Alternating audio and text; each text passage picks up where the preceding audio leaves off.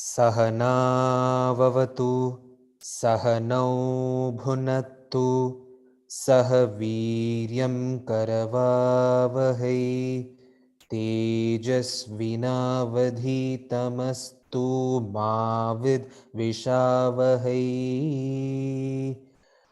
ॐ शान्ति शान्ति शान्तिः। हरिः ॐ।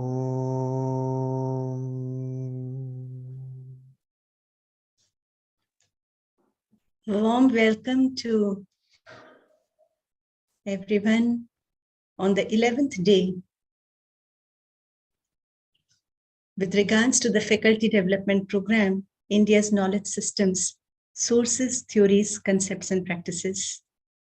We continue with the Vishaya, Science and Technology Part 2 that we started on Saturday. And today, the Abhignana is the 7 wonders of Indian traditional architectural knowledge systems, Sthapatya, Vastu Nirman, Tatha Paribesha Vidya, by none other than Professor Joy Sanji from IIT Kharagpur. Before I take all of us through Professor Joy Sanji's formal introduction, I thought that I could also give an informal introduction. Joyda is, as I fondly call him, is the visionary who actually saw the vision behind this FTP. And he was the first one of the partners, the different partners that we have, to really understand what this FTP was. And with his vision, we could have the partnership of the Center of Excellence for Indian Knowledge Systems that he is also heading, which was seeded in 2020. Joyda, all thanks to you, all pranams to you for being able to see through this vision and really giving this entire FTP a shape at the stage when it was just in the seed form. It really means a lot on the magnanimity and the far-sightedness that you have. Dr. Joyson is a professor of the Department of Architecture and Regional Planning, Indian Institute of Technology, Kharagpur, West Bengal, India. He is the former head of the department and also Ranbir and Chitra Gupta School of Infrastructure Design, IIT Kharagpur. I think there is a small typo here. Please excuse us for that. He was the head of the Department of Architecture and Regional Planning, IIT Kharagpur from 2017 to 20. The chairperson of the Center of Excellence for India's Indian Knowledge System at IIT Kharagpur. His areas of research are community and regional planning analysis and programming and architecture and planning related heritage studies and documentation. He has a long working experience with the various environmental design programs under DFID government of the United Kingdom and ISU UNDP program and IR 3S, is that right, Joyda? In the University of Tokyo, Japan. He has authored 11 books on Indian heritage, iconographic documentation, 3 Bengali storybooks with Ananda Publishers, and 2 textbooks on sustainable planning in India by Terry India Habitat Center, and a textbook of Indian planning with Kopal Publishing. Is it Kopal or Global? Global History of Indian Kopal Publishing, Global. So once again, Joyda, thank you so much for your gracious presence, and we look forward to your wonderful session on architecture and related from India's knowledge systems. Pranams. Fine. Thank you. Namaskar.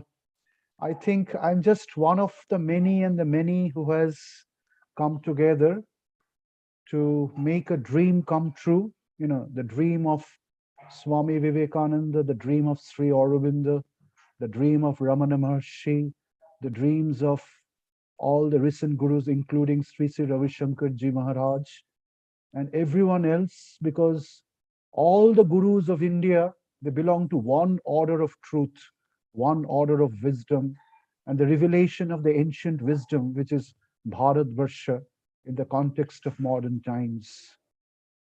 As the world is reeling through the various disasters, whether it's climate, whether it's economics, whether it's the lifestyle and livability, the acceptance of Indian wisdom is becoming increasingly important at the individual level, at the city level, at the state level, at the continental level, and of course at the global level. No one is forcing it. It is happening naturally. And in the words of Sri Aurobindo, it is a destiny which is about to unleash in the humanity of the future. As he said, India of the ages is not dead, and nor has she spoken her last creative word, and she is living, and she will continue to do so for herself and for all human people.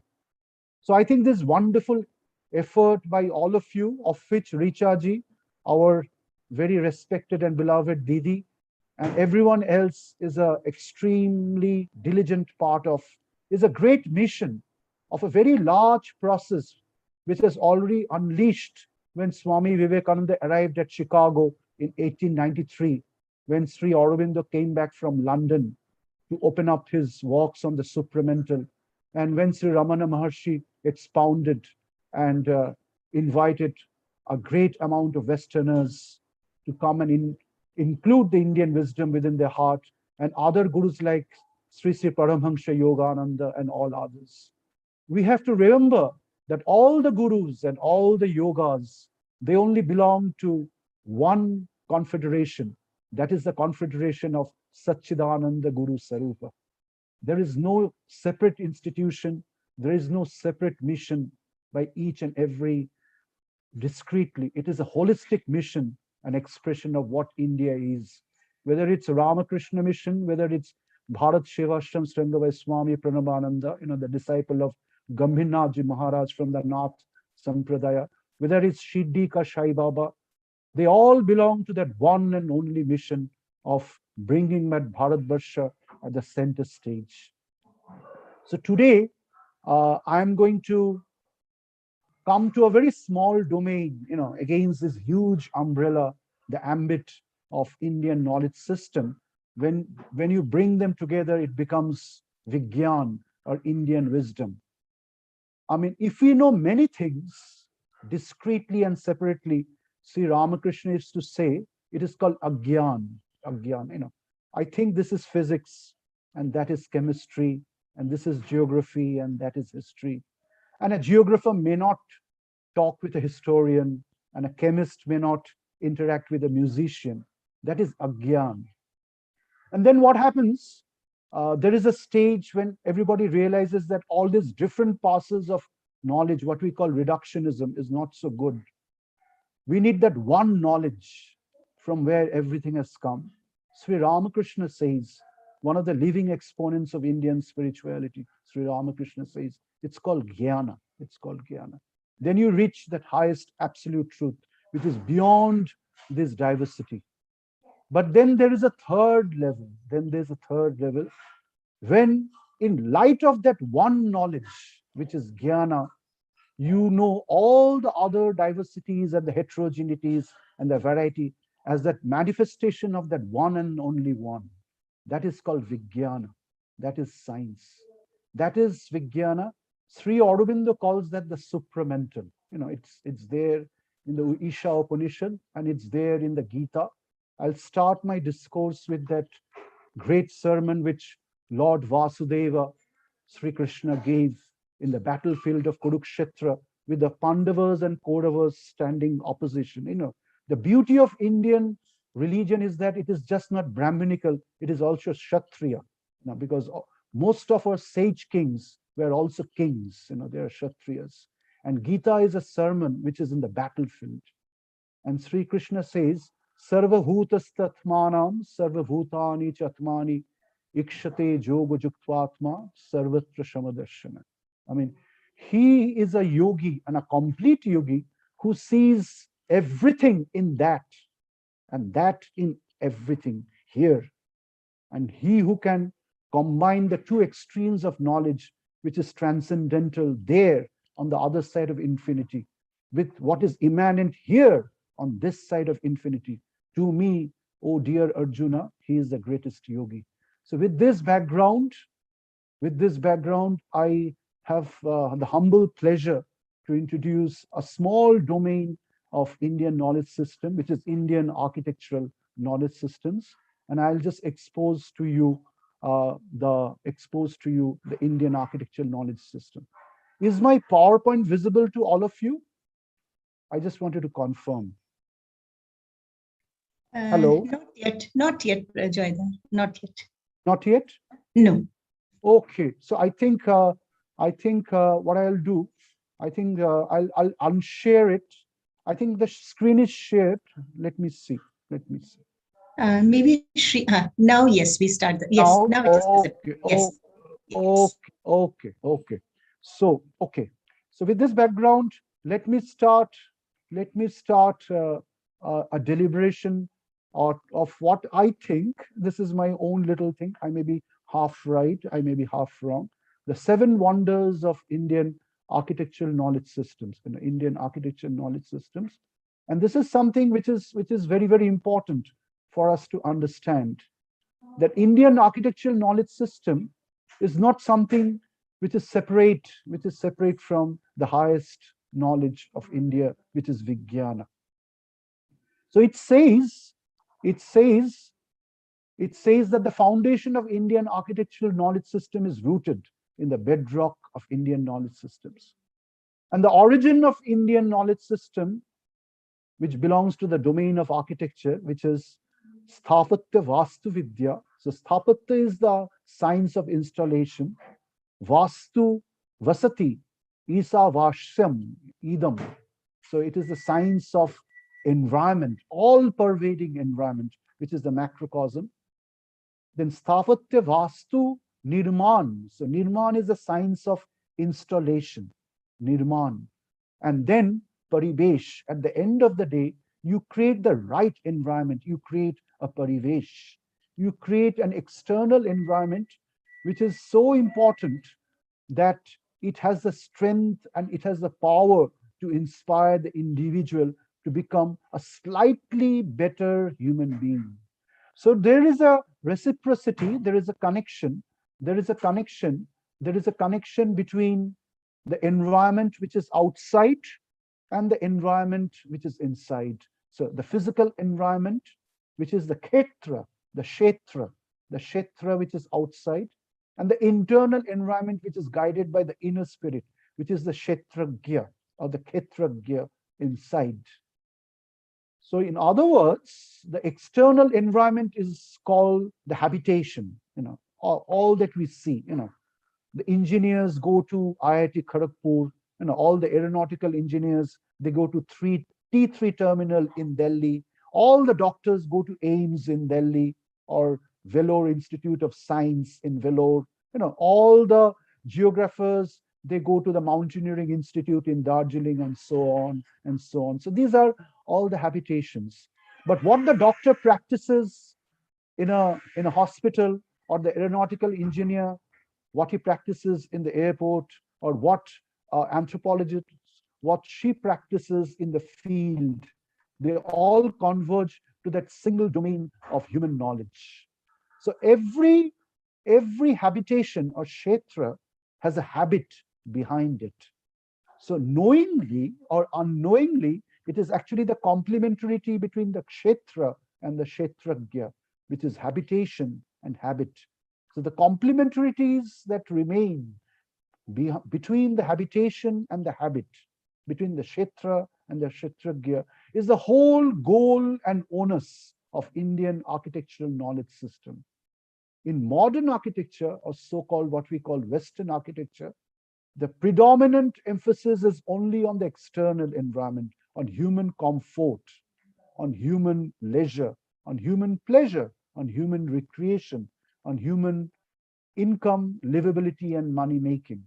But here in India, there is an equal emphasis on inside. So where our ancient rishis, in the inner laboratory of the human mind and playing with the prana, which is the vital around the kshetragya, actually becomes a person who, on the one hand, designs the environment,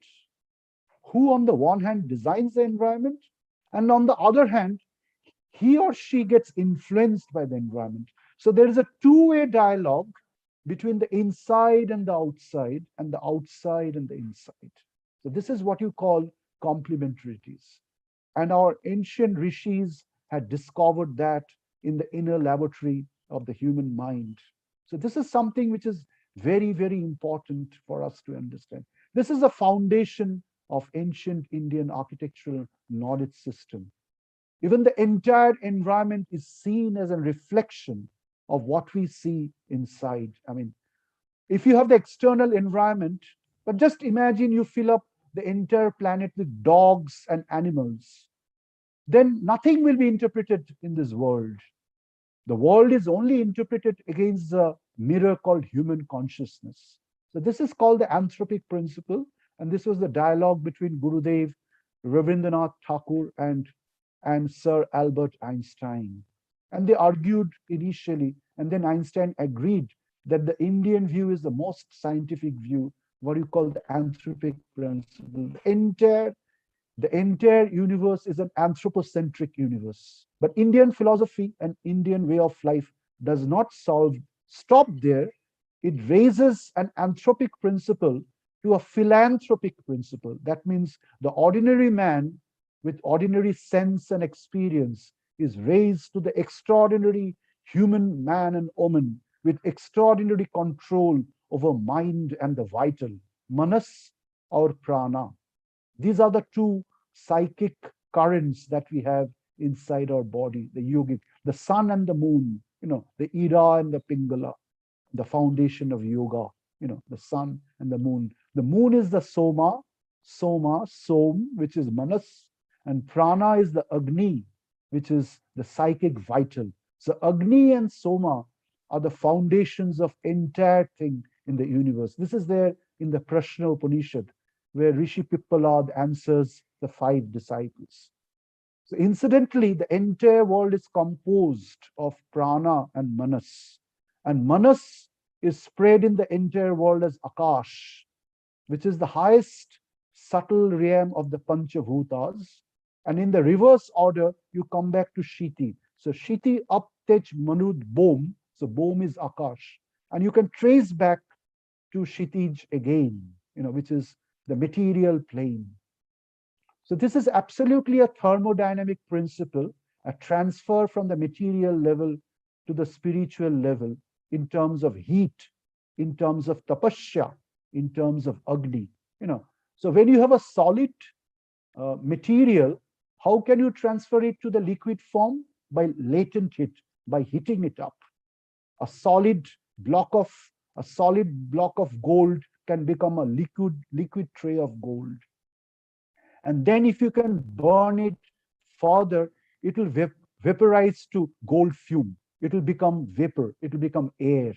So Shiti, Up, Tej, Marut, and then it becomes Bom. Then it spreads into the entire universe. So these 5 constituents are very important. And then when it spreads further, it becomes Manas. And then it becomes a part of Buddhi and Ahamkar. And from there, it proceeds to the universal prana, which is Mahat.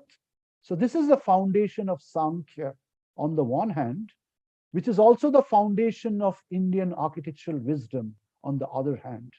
So Indian architectural wisdom is extremely intertwined with the foundations of one of the most ancient rishis of the world, to which all the systems of philosophy owes their roots. That is Maharshi Kapila or Sankhya Darsana. So this is something that is very, very, very important for us to understand, whether it is yoga, whether it is Vedanta, whether it is any other kind of darshana, whether it is Tantra, whether it is the philosophy of the Greeks, whether it's an idea or a construct by Plato or Hippocrates or Heraclitus, everything is owed back to the original offerings by the great rishi, which is Maharshi Kapila. These are the words of Swami Vivekananda, including Buddhism. The ideas of Buddha are also rooted in Sankhya. Chitra, Chitta, Chaitya, Sutra, the Maha Nikaya, the foundation of Shetashara Upanishad. They're all rooted back to that ancient foundation of the 8-step knowledge system, the Panchabuddha Manas, buddhi, ahankar, and finally beyond that, the mahat. So the individual mind becomes the collective mind. The individual vital becomes the collective vital. The individual soul becomes the collective soul. The Atma becomes the Vishatma. So this is like a fantastic mathematical building block of numbers. Shankhadarshan Junior calls it the Chaturvinshati Tattva, and Shankhadarshan Senior calls it the Tetrish Tatra or the Chatrish Tatra of Kashmir Shaivism by Abhinav Gupta and Utpal Gupta and others, which is coded in the Shvetashvatara Upanishad. So this entire hierarchy of 24 plus 1 plus 11 principles above it is the whole foundation and the hierarchy that is portrayed as the lifeline of Indian architectural knowledge system. So with this background, so this is a small background. We just have an hour. It is not possible to explain each and everything. So with this background, let us move on. Let us move on. So it is very interesting to see that everything in India, whether it's cooking, culinary habits, it's actually consecrated and forwarded and dedicated to the divine. Whether it's temple arts and dance forms, it's dedicated to the divine. Whether it's elocution or an oration on a stage, it's dedicated to the divine. Likewise, whether it's a hospital or an institute or an airport, that is also dedicated to the divine. So in India, everything has a divine origin. What do you mean by divine? Is it something magical? No. Is it something otherworldly? No. Is it something beyond? No. By divine, you mean the science of interconnectedness. When we are not connected, when I don't understand the pains of Richadi, when Richadi does not understand my pains, we are divided. We are not divine. But the moment we understand each other, we approach divine. So the science of divinity is a science of interconnectedness, which is the foundation of modern ecological sciences. So very interestingly, what is an invention in the West is actually a discovery of ancient Indian wisdom. So likewise, our entire Vastu Sthapatya Nirman Vidya owes its roots to the divine rishis, the Sapta rishis, and one of them is the rishi of Vasu Vidya, and his name is Vashishta, who is the Lord Sage of the terrestrial sciences, Vasu Vidya. And he guards the spirit of the world, which is called Vasava, the Lord of the earth. And he forwards the science of construction and environment, which is called Vasatu Vidya, which is built sciences. And in that sense, he maintains the terrestrial balance, which is Vasundhara, which is earth. And then within that, he, the power, the Adya Shakti, makes all the dwelling, which is Vasati. And he becomes the supreme sage of the Saptarishis, who is Vashishta. And finally, he dedicates the entire world of creation to the supreme, all-pervading divinity, Isa Vasam Idam Sarvam, the first sloka of Isha Upanishad, who is Vasudeva. So if you look at all these words, they're linguistically, etymologically rooted to the Sanskrit root of Vasa. Vasa means to dwell. So Vasu, Vasava, Vasatu, Vasundhara, Vasati, Vashishta, Vasudeva are all rooted in that one and only eternal divine word, which is Vasa, Isa Vasam Idam. And its origin goes back to the seventh mandala of the Rig Veda, which has been written by the Parampara of Vashishta. And here you see one of the earliest, probably this was written 7,000 or 10,000 years back. Today through archaeoastronomical softwares, by tracing the planetary constellation, it has been proved that many slokas of Rig Veda were probably composed 6,000, 7,000, 8,000, 9,000 years back, which proves the Aryan invasion of 2000 BC to be an absolutely a fake theory, a wrong error, the widely popularized errors in the words of Sri Aurobindo. Anyway, so coming back to the seventh mandala, you find the great sage Vasishtha, the great sage Vasishtha, who actually invokes Vastu Vidya, and he mentions the Lord of environment, which is Vastaspati, the Lord of Vastu. So you get the first mention of Indian ancient architectural wisdom in the oldest literature of the world, which is the Rig Veda, which is based on the principle of Agni. And here he is mentioned as the guardian of Swasti, Swasti Sadanam. You can see it at the end. That means Swasti is sustainability. Swasti, Shanti, Saniti, Santi, Om Santi. So the Vastuspati, the Lord of the environment, is in charge of restoring the peace. And he is also a witness to our action. So he's Sakshi Mahi, and he is just watching what we are doing. He is indwelling in the environment. He is encircling it in it. He is the witness and the protector. He is benign, he is vibrant, he is comfortable, he is delightful, he is opulent. So these are the descriptions. Now the beauty is, these words have entered the West over history, over the last 3,000 or 4,000 years. Like Vasa, which is a spatial word, is also found in the English word base.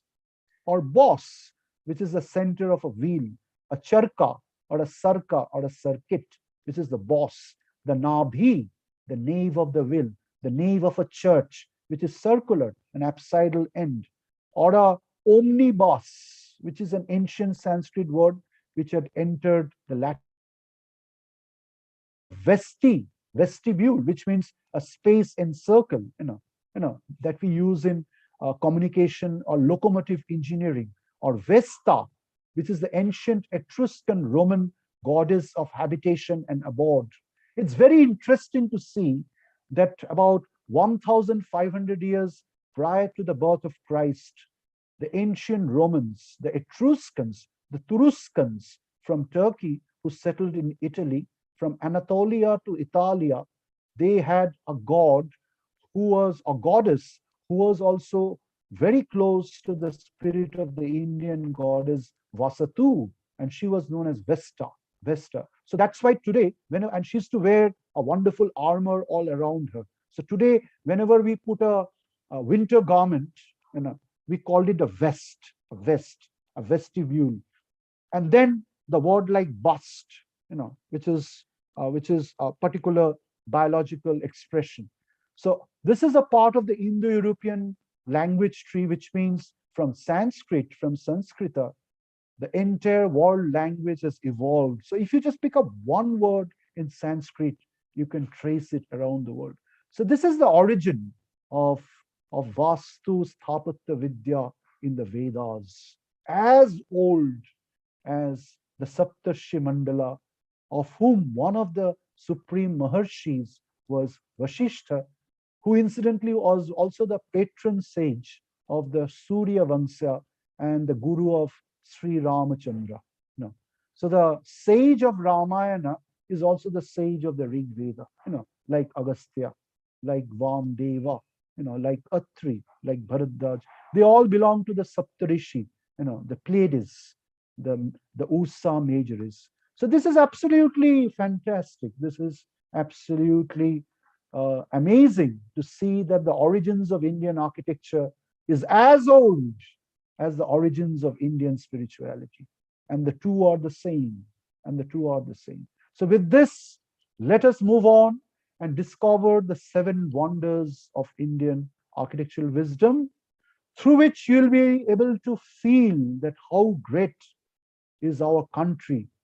And our country is a country which is not by aggression and invasion, which is a wrong portrayal of the Aryans entering India and invading and aggressing things. That is not the definition of Arya or Arjo.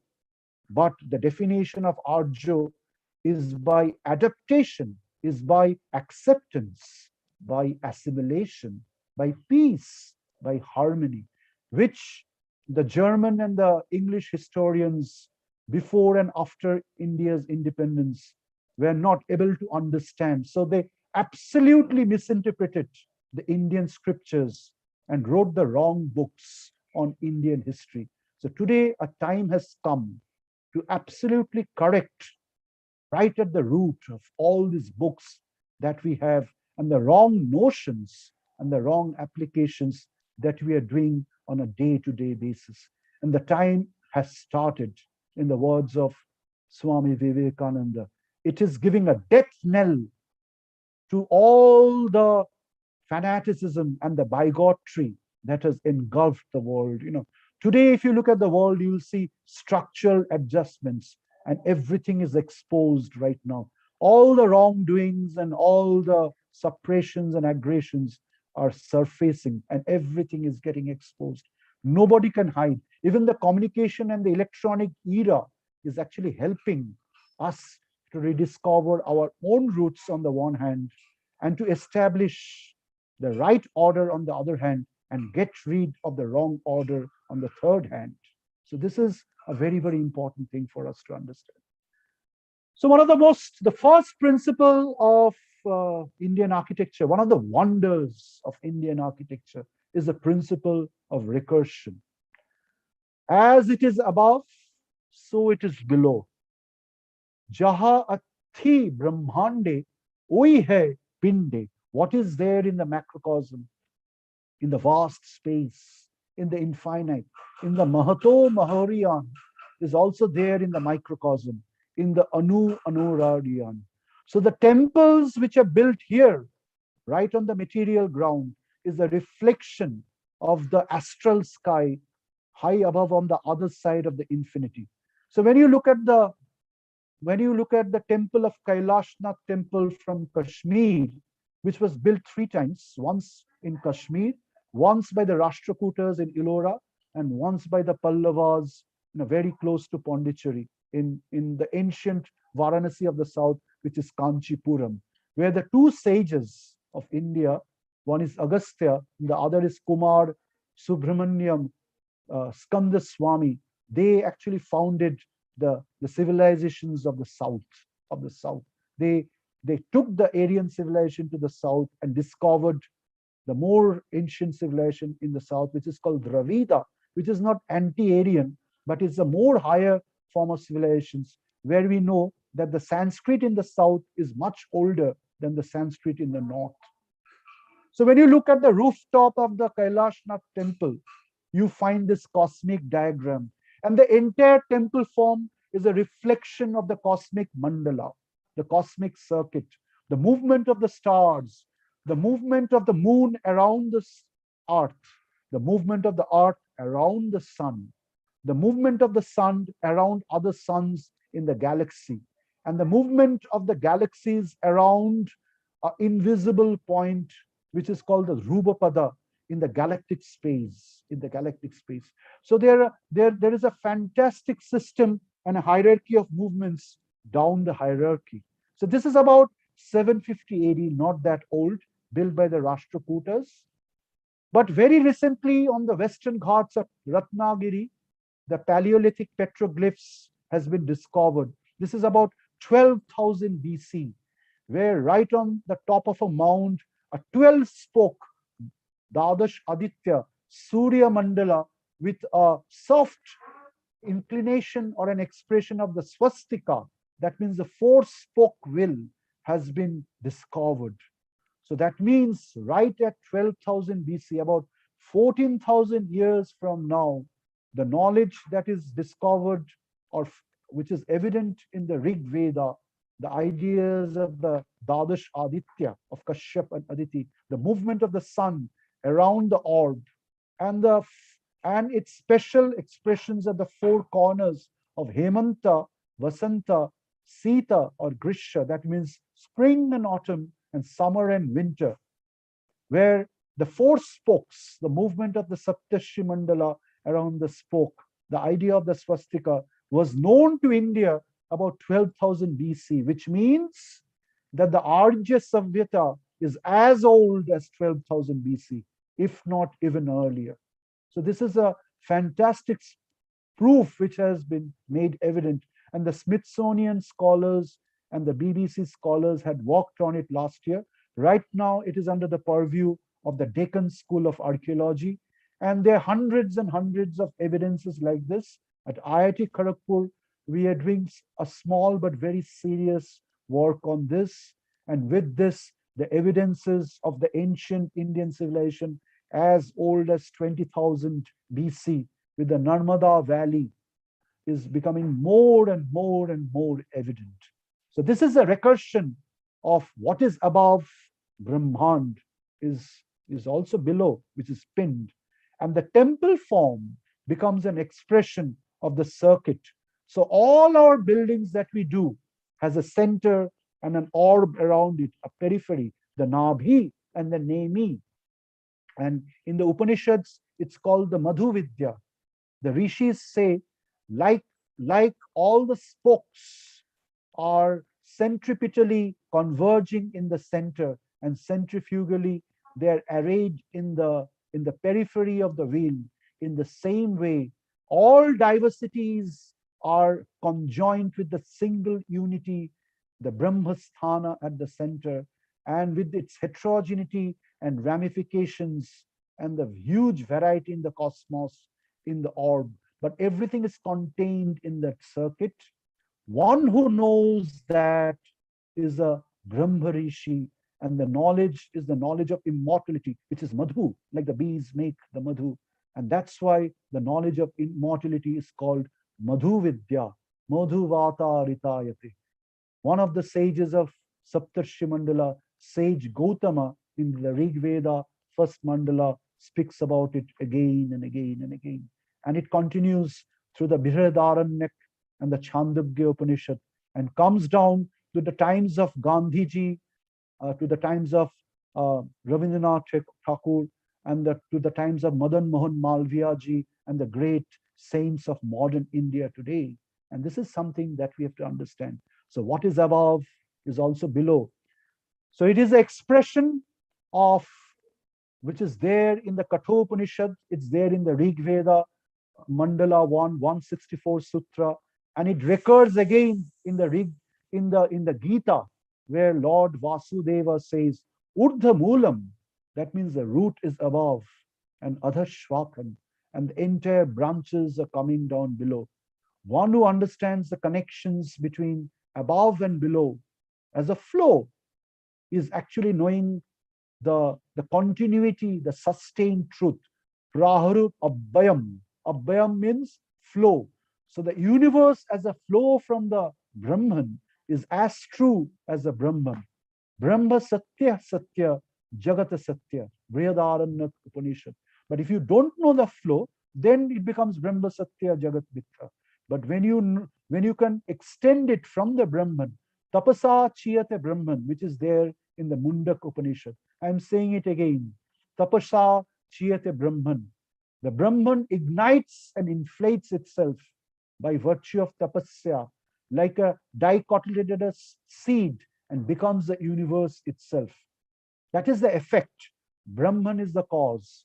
If the effect is false, then the cause also becomes false. If the cause is true, then the effect also has to be true. So this is the supramental by Sri Aurobindo, and this is the foundation of Kashmiri Shaivism and Nimbark and other sampradayas of India. This is the most ancient school of spirituality, which does not accept the world as falsehood, but as an expression of the divine, as an expression of the divine. So this is the 6th sloka of the Rig Veda, and it gets repeated in the Gita. 6th sloka of the Isha Upanishads, I'm sorry, and it gets repeated in the Gita in chapter 7, which I said right at the beginning, Sarva Bhutastatmanam. That means that principle is there in everywhere, and Sarva Bhutani Chatmani, and everything is there inside that. Ikshate Yoga Jutratma, who can connect the above with below. Sarvatra Darshana, to him everything is interconnected and therefore divine. So this is the foundation of Indian spirituality. And this is also the foundation of the first principle of Indian architectural knowledge system, which is founded on this. And this is analytically depicted in the form of a diagram, which Dr. Fritjof Capra has explained in the book called The Tao of Physics. So isolatedly, the line A may not be the line B. The line A may not be the line B. But the line A and line B is just the projection of a cycle, which is going round and round. So I am thinking this is geography and that is physics, and they are not connected.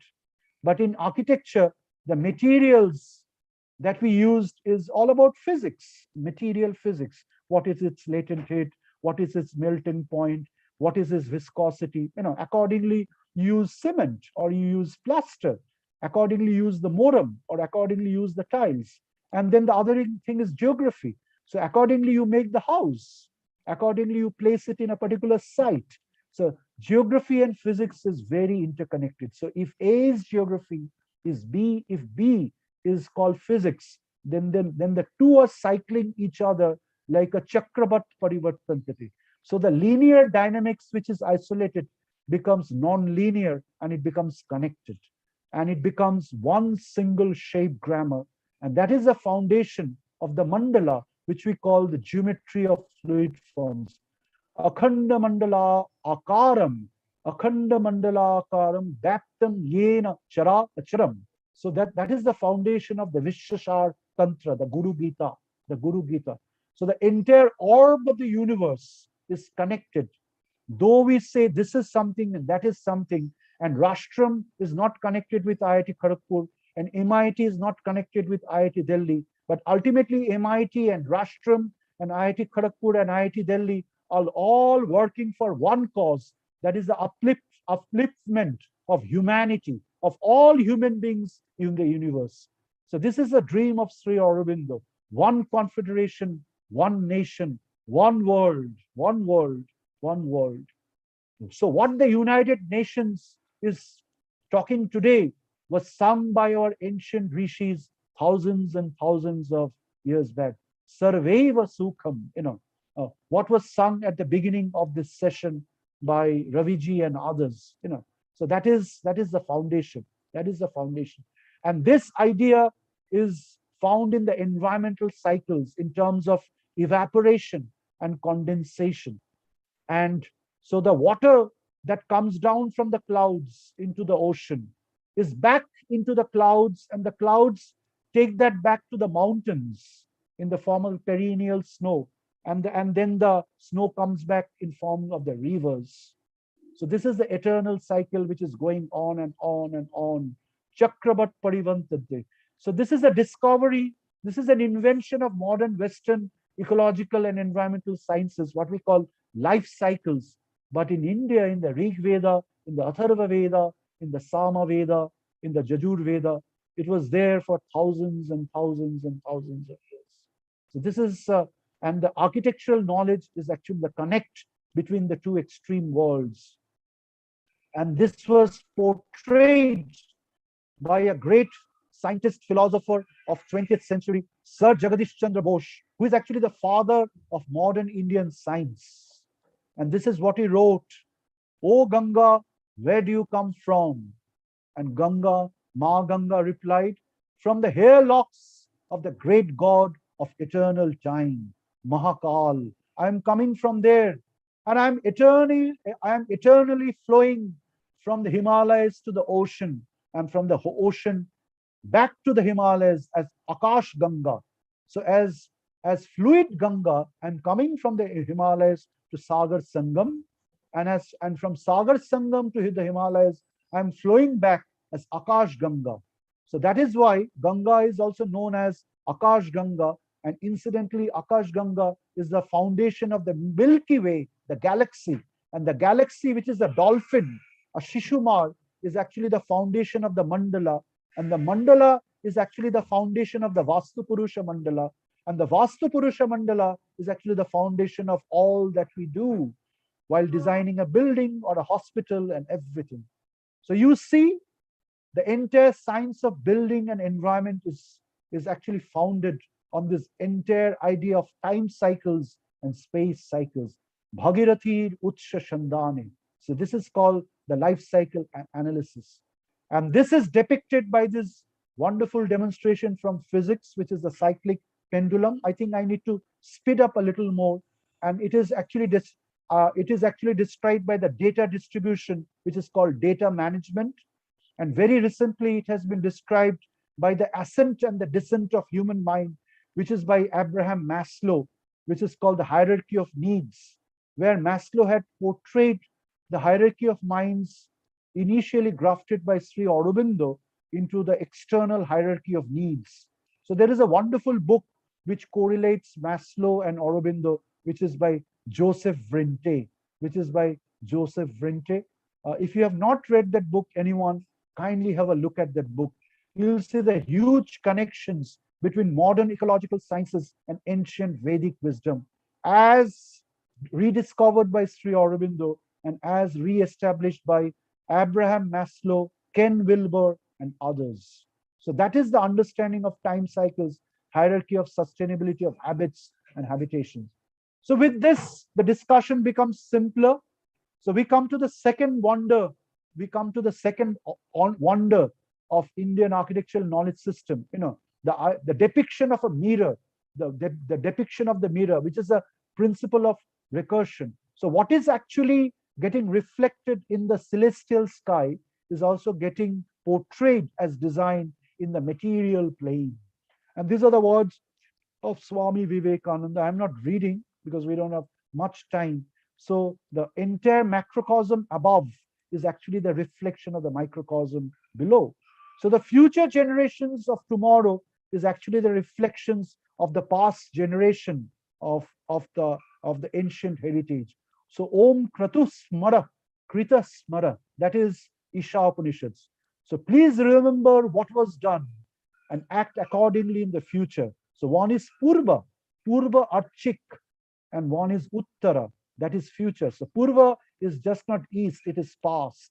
And Uttara is just not north, but it is future. So the Samaveda is divided into the two concepts of time. What was done by the rishis in the past and what shall be done by the rishis in the future. So when Swami Vivekananda was attaining Siddhi in meditation, he was attaining the same Shruti that was attained by Maharshi Vrigu millions of years back or thousands of years back. So the Shruti remains the same, but it is only the Smriti which differs from time to time.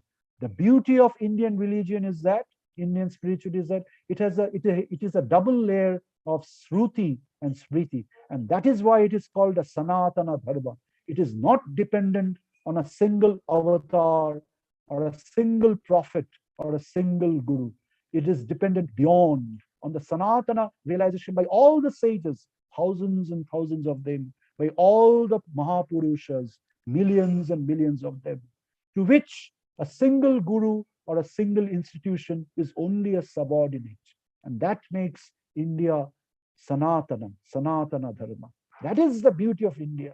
So even if you take out Rama and Krishna out of the Indian pantheon, nothing happens to the Vedas, the Shrutis. I mean, you cannot destroy Indian spirituality. So when the Westerners came to India to invade, they found nothing to invade because it was so deep. When people entered that depth, they changed. Because if you want to enter the depth of India, you have to change yourself to understand the depth and then enter. And when you change, you become a better human being. You cannot invade. Then you became someone like William C. Jones or Abraham Maslow or A.L. Basham. You become a wonderful Indophile. And then you cannot invade. Instead, you start eulogizing India. So that is the beauty of India. Nobody can invade India by nuclear bombs or everything. India has nothing to fear. It is Sanatana. It is Sanatana. So the entire depiction of the mirror is in terms of a chandelier. The description is there in the Chandagya. So there is only one light in the Chandagya. And in all the other glass particles, that one light is getting reflected by total internal reflection. And when you look at the chandelier, you can see 1,000 lights. So you see that one as many. Eka sadvipra bahuda vadanti. That's what the Rig Vedic or the ancient sages have said. This is the beauty, that one truth has become the temple of Kailashnath or the temple of Tanjore or the Matri Mandir at Auroville or the Kalkaji temple or the Bahai temple in Delhi.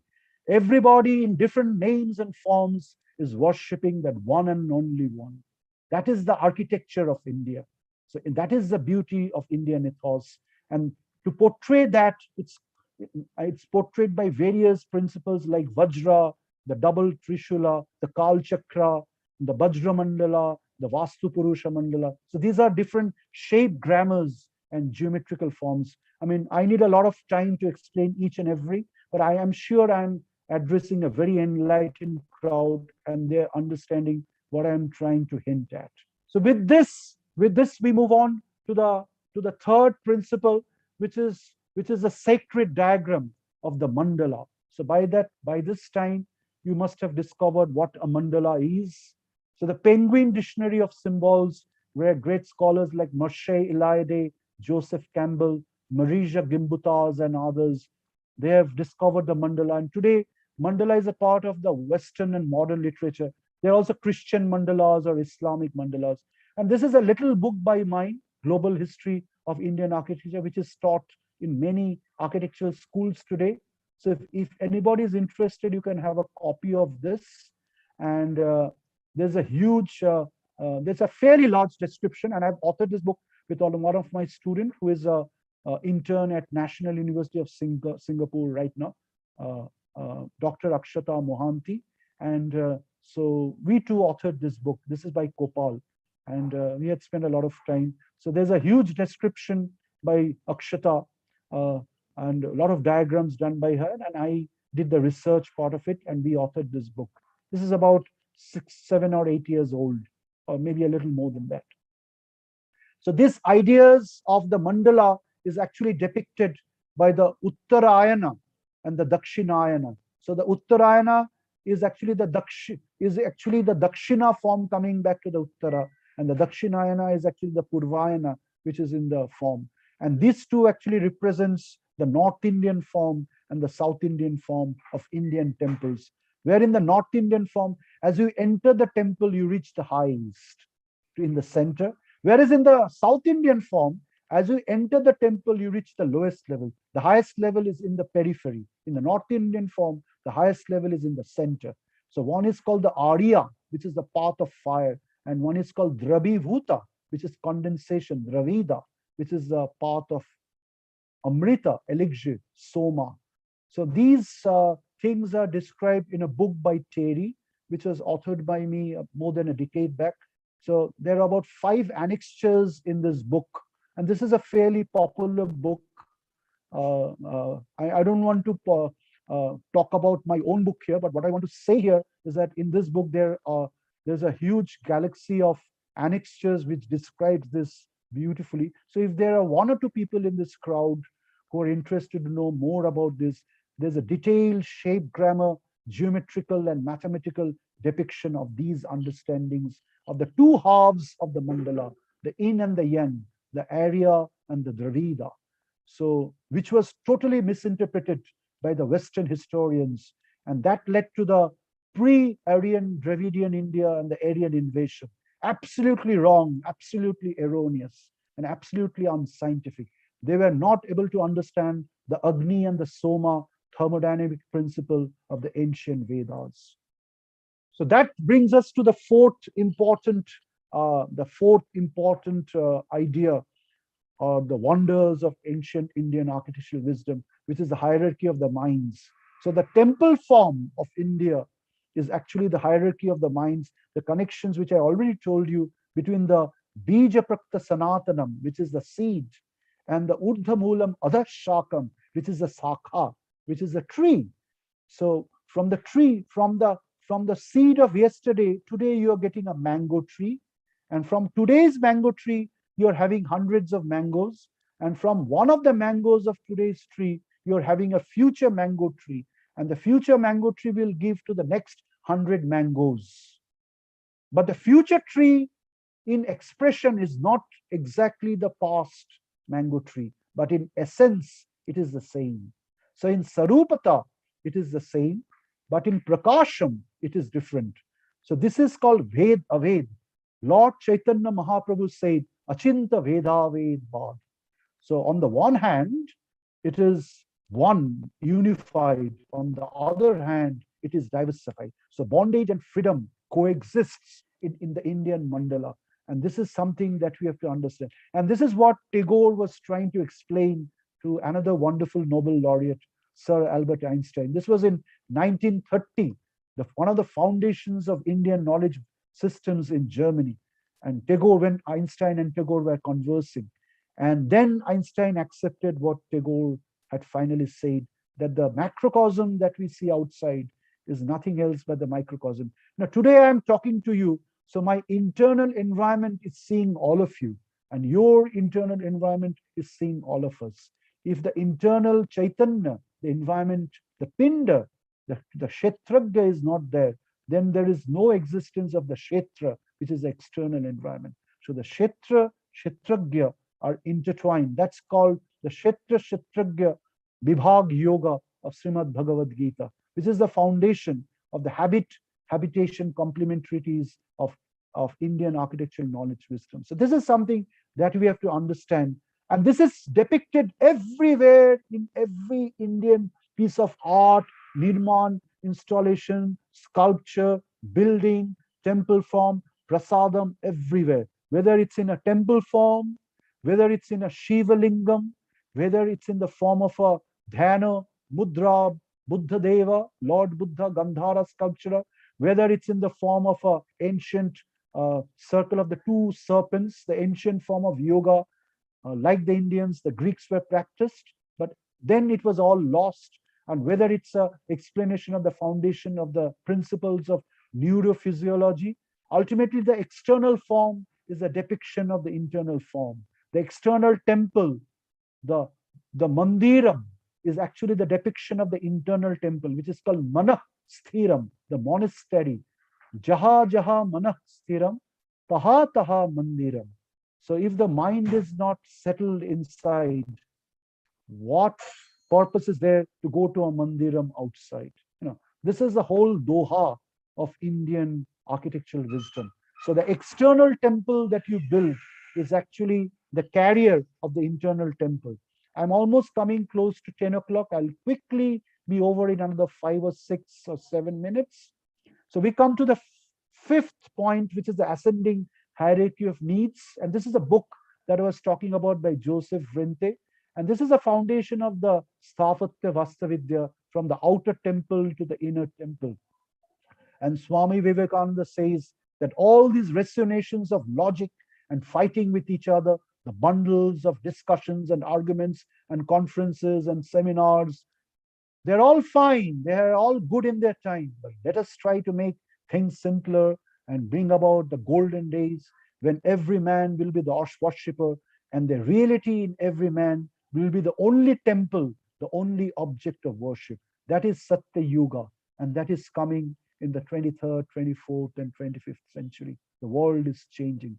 And one of the domains of Indian knowledge system, which is architecture, Sthapathya Vastu Nirman Parivesh Vidya, is probably a very important domain to understand all these things. So this is the fifth wonder.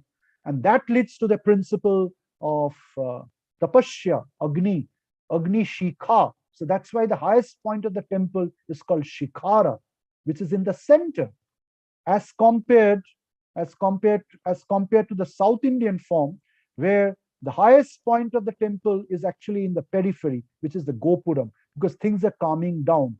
So Go in the Vedas, it's not cow, it's light. Avam Manasa Gocharam. Go means light. The light rays. So the light rays are compared to the cow. So this connections between the Gopuram, which is the South Indian form, the Drabhibhuta, the descent, and the North Indian form, which is the ascent, which is Agni Shikharam, are the twin sides of Indian architecture, above the Vindhyachal and below the Vindhyachal. The upper crown was maintained by Vashishta Mitra Varuni, and the lower crown was maintained by Agastya Mitra Varuni. Vasishtha developed the North Indian school of Indian architecture, and Agastya Maharshi developed the South Indian school of the Dravidian school of Indian architecture.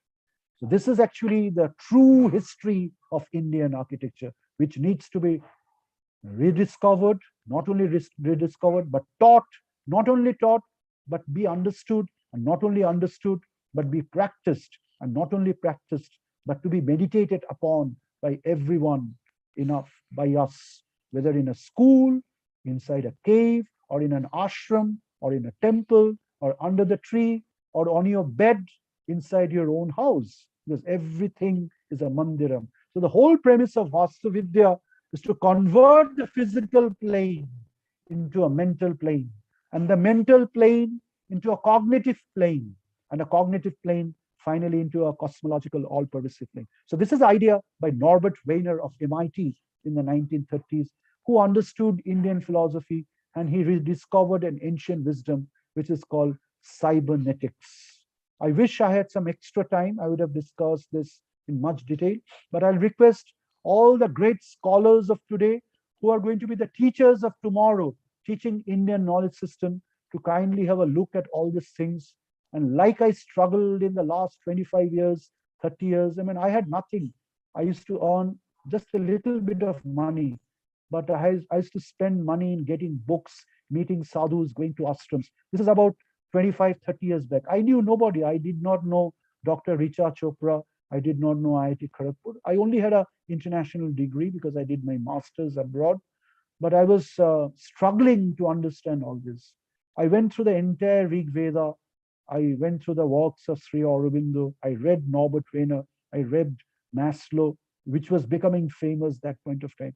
So you have to read and talk to people, mix with people, come down to the grassroots, go to book fairs, have respect for others. Then only you start learning and understanding things. And even today, I am still a student. I'm still learning.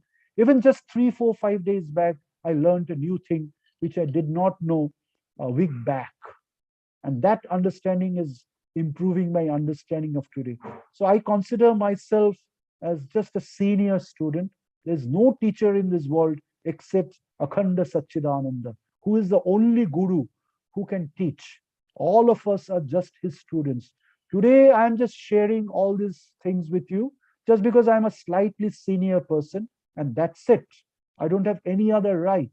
Who has given me the right to sermon others? I'm just an ordinary person trying to share what I have gathered in the last 25 and 30 years with all of you. If there is anything which is right in all that I'm saying, it is because of the Guru. And if there is anything which is wrong, which I've shared with you, I am personally responsible. Yeah. So that is the way of education. So with this, we come to the last wonder, which is the crisscross.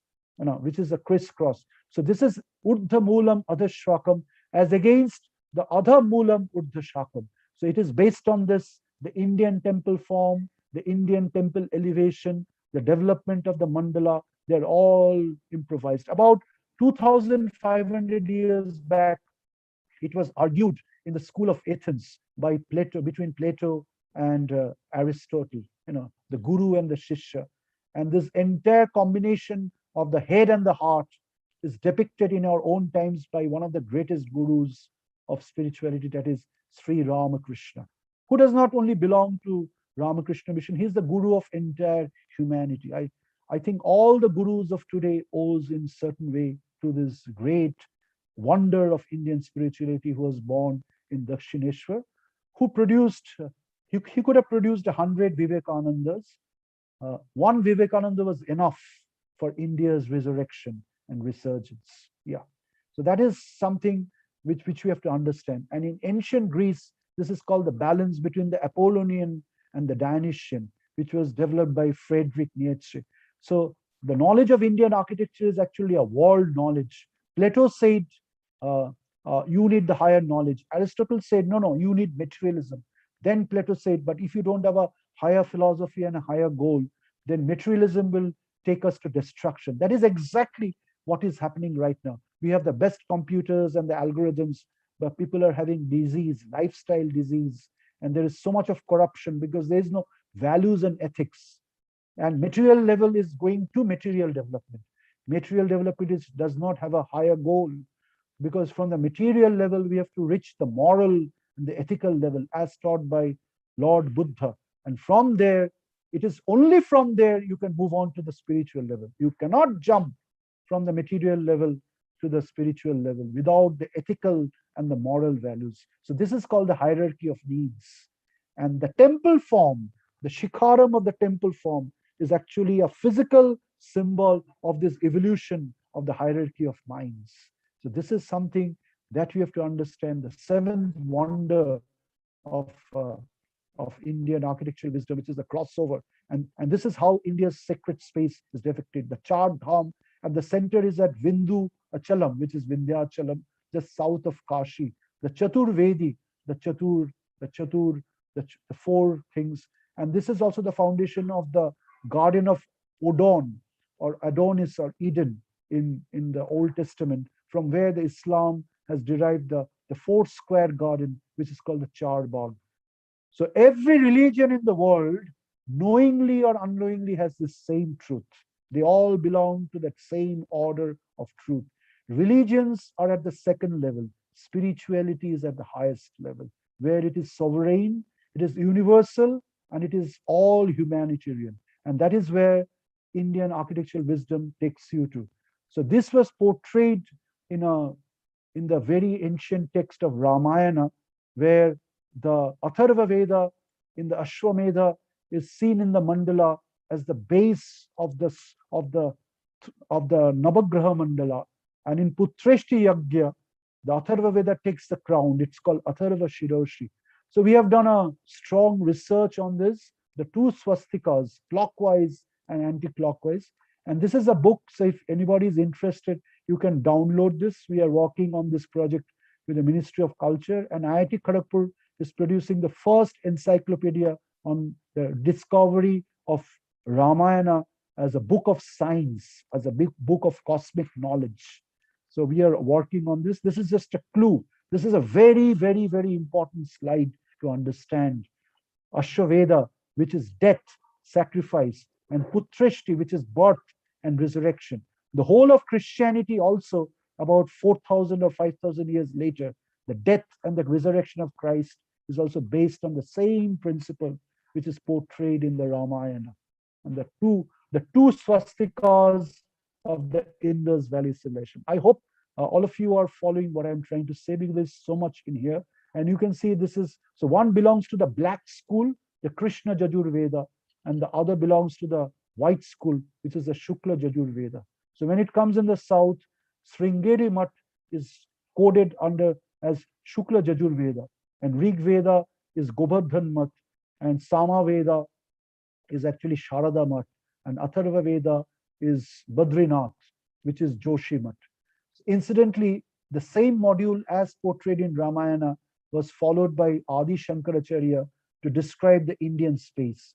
So the left-hand side mandala is the microcosm. The right-hand side mandala is actually the macrocosm. There's so much to discuss here, but I am just giving you the clue. So this is a foundation of Indian architectural wisdom.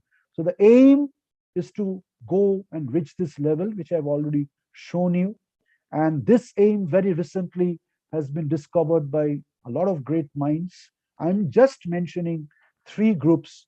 One is Sir Patrick Geddes and Gurudev Rabindranath Tagore. Geddes came from the University of Edinburgh and worked at Shanti Niketan. The second experiment was by Gandhiji at Sabarmati, a great experiment on plain living and simple thinking.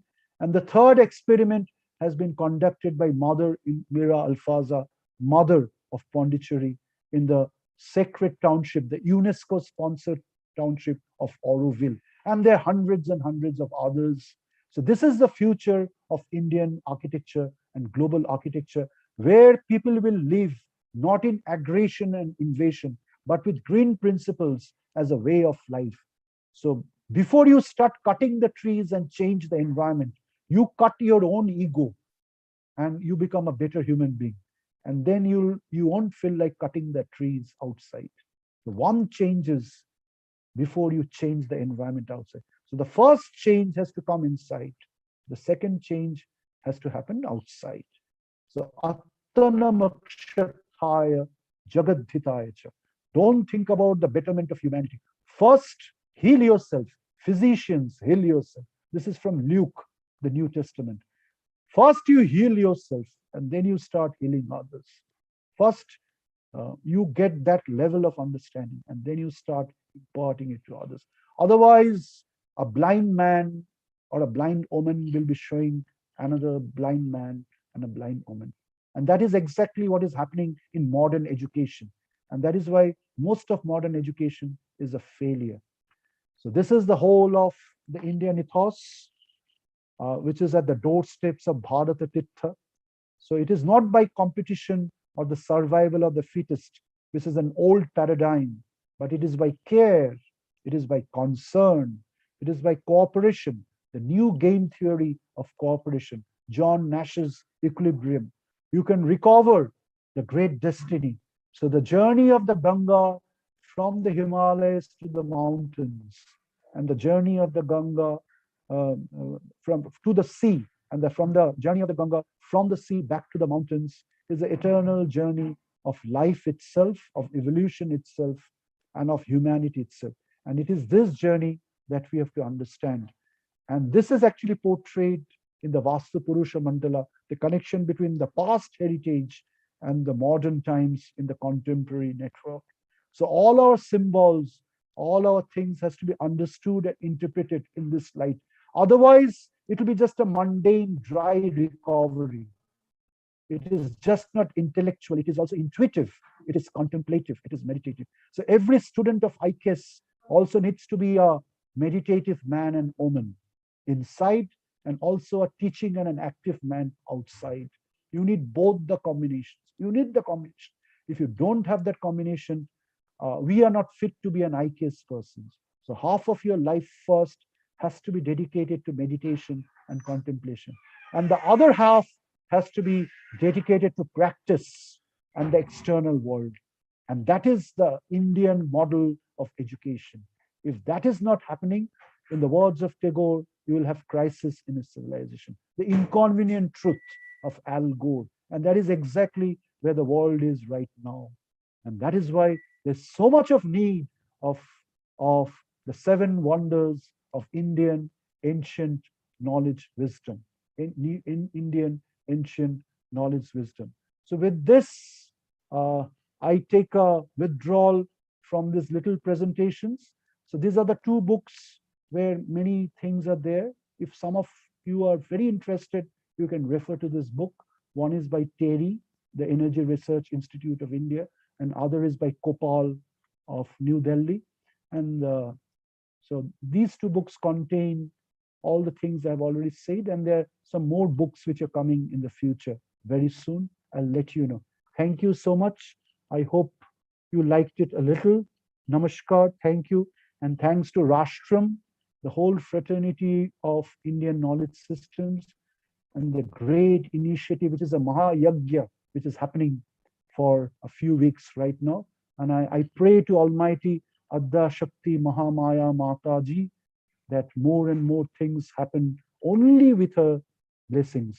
Sarva Mangala Mangalle Shive Sharvartha Shadike Sharanye Trambake Gauri Narayani Namastate. Namah Namah. Thank you. Namaste, Professor Joyson Ji. Thank you so much. It was very, very inspiring and deep listening to you throughout. Very, very grateful. Gratitude to you. Could we take some questions, sir? Yes, definitely. Yes. Actually, May I request Kayal Vidi ji to go ahead?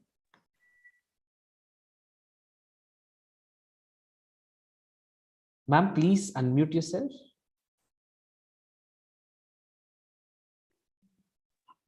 Sir, good morning, sir. It was really, I was speechless. It was such a wonderful session I have ever heard. And the kind of interconnectedness of the spirituality, the engineering, the physics, it was really marvelous. I have no words to express. Now, my question is on the topic of microism, the slide which you had shown. Now, I am a biomedical engineer. So in the neuropsychology, if I want to have a better knowledge in it, how do I go about the journey? I just wanted to know. Thank you so much, madam, for your kind words of blessings, because you are like my Didi, my elder sister. So it is always a great feeling to have a blessing from an elder sister. I'm not an expert in neurophysiology, but I know a bit, maybe 0.5% or 1%. There is I'll make it very short, because in the human neural system, there are actually two systems which you know, madam. One is the central nervous system. One is the central nervous system, the spinal cord, which is also believed to be the trunk line, the grand highway of yoga. But in addition to that, the human body also has another nervous system, which is the autonomous nervous system, which is the systems of ganglia. And even till date, the highest science of medical sciences and neural sciences have not been able to discover the full utility of the ganglia, because the ganglia is independent of the central nervous system. And there is one portion of the ganglia which is connected with our navel, the Nabhi chakra. And there is another portion of the ganglia which is connected with our dorsal portion, which is the heart. And there is a third portion which is connected with the base of the brain, the basal ganglia, which is a zone of thalamus, the pineal gland. It is believed, and I've read from a letter by Swami Vivekananda to one his guru brother. He said that the true discovery of a yogi, of a person discovers when a person realizes that he or she has become a yogi, is to transfer from the central nervous system to the ganglia system. So what happens in the central nervous system? You remain within the body. And then when the meditations become so deep that an extra beyond the manomaya or pranamaya kosha or the annamaya kosha, which is the central nervous system, you enter the Vijnanmaya kosha, which is the autonomous nervous system. And then you experience bodilessness. And then something happens to you which cannot be discussed in this intellectual forum. And yogis have beyond the body astral travels. In fact, that is the beginning of Siddhi. That is just the beginning of Siddhi. I mean, the yogi penetrates the pineal gland, which is like a tube light. So one of the tube light is, one side of the tube light is on this side, and the other side of the tube light is there. So the tube light glows, and it glows like 1,000 suns. But the yogi still sees the tube light from a distance. It's the description is there in the Rig Veda. Tad Vishnu Param Padam Sada Pashyanti Surya. So you are still at the level of Pashyanti. That means you are watching it from a distance. Sri Ramakrishna says that you can see the light, but the light is still there inside the lantern. Between you and the light, there's a glass cover. You are still. And then some great yogis among the Siddhis, they break that glass and enter the lantern, and they become one with the light. That is called para. And then there are even higher levels, para and all that. That even Mahayogis cannot enter. That is only for Maha yogis like Saptarishis and Brahmarishis. We are discussing something which is not our cup of tea, and which is not in our realm. But this is Indian spirituality, which is absolutely based on the science of. I'm saying all this, Didi, because you have raised such a wonderful question. And I am like a blindfolded man. I don't know half of the things. So don't listen to all that I'm saying, but I'm just trying to give you some of the initial clues. So the entire neurophysiological system. So if you read the book by Swami Vivekananda, Raj Yoga, which was actually published in 1896, you can have a look at that book, which was published in France, in Paris. And it is only after reading that book, Mother Meera came to Pondicherry to meet Sri Aurobindo. So that book is the first book of Indian neurophysiology in the West, written by Swami Vivekananda. the book called Raj Yoga. And then after that, a lot of books have been written. Paramahansa Yogananda has also written a book called The Science of Religion and things like that. And there are a lot of books. But that is the first book. And the first thing is always a good thing to read. Yes, the yes, first thing. yes. So you can read that book, especially the first 5 chapters. And Swamiji's English is brilliant, very simple, very simple. Sri Aurobindo's English is very tough, very tough. Yes, yes. Yeah. So, but both of them, they belong to that same level. Aurobindo and Vivekananda came with that same mission, same mission. And now other gurus are there. So this is the clue, and this is where one can focus. And the future of genetic sciences, which is the carriage of information, memory. Yes. When yogis attain siddhi, they get the memories of 3-4 lives prior. Okay. But when Mahayogis attain siddhis like Markandeya Rishi and all that, they get the memories of other kalpas, 3-4 kalpas, sapta kalpas. So there's a heaven and hell. This is like comparing a scientist of IIT Kharagpur with Albert Einstein. So one is at the IIT Kharagpur level and one is at the global level. So they are yogis at the individual level. They are yogis, they are siddha acharyas, but they are great teachers. But you cannot compare them to the Mahayogis, the Mahayogeshwaras like Shirdika Sai Baba or Ramana Maharshi. I mean, they are supreme teachers. I mean, it is only up to their blessings. It is only up to their blessings. And the great picture that you have behind you, the Tirupati, and so they are the moving Tirupatis, Trambakeshwars, they are like Dattatreya's, like Mahajogis. I'm becoming a little unscientific right now. Yeah, I'm getting into Indian religion. Someone like Dattatreya. So if you see the statue of Dattatreya, he's both Brahma, Vishnu, and Maheshwar together. What does it mean? It means that he knows the entire principle of creation, the entire principle of sustenance, and the entire creation of recreation. Because there's nothing called destruction. Destruction means going back to the next cycle, going back to the next cycle. So you're going back to the future. So the future is actually a backward travel in time.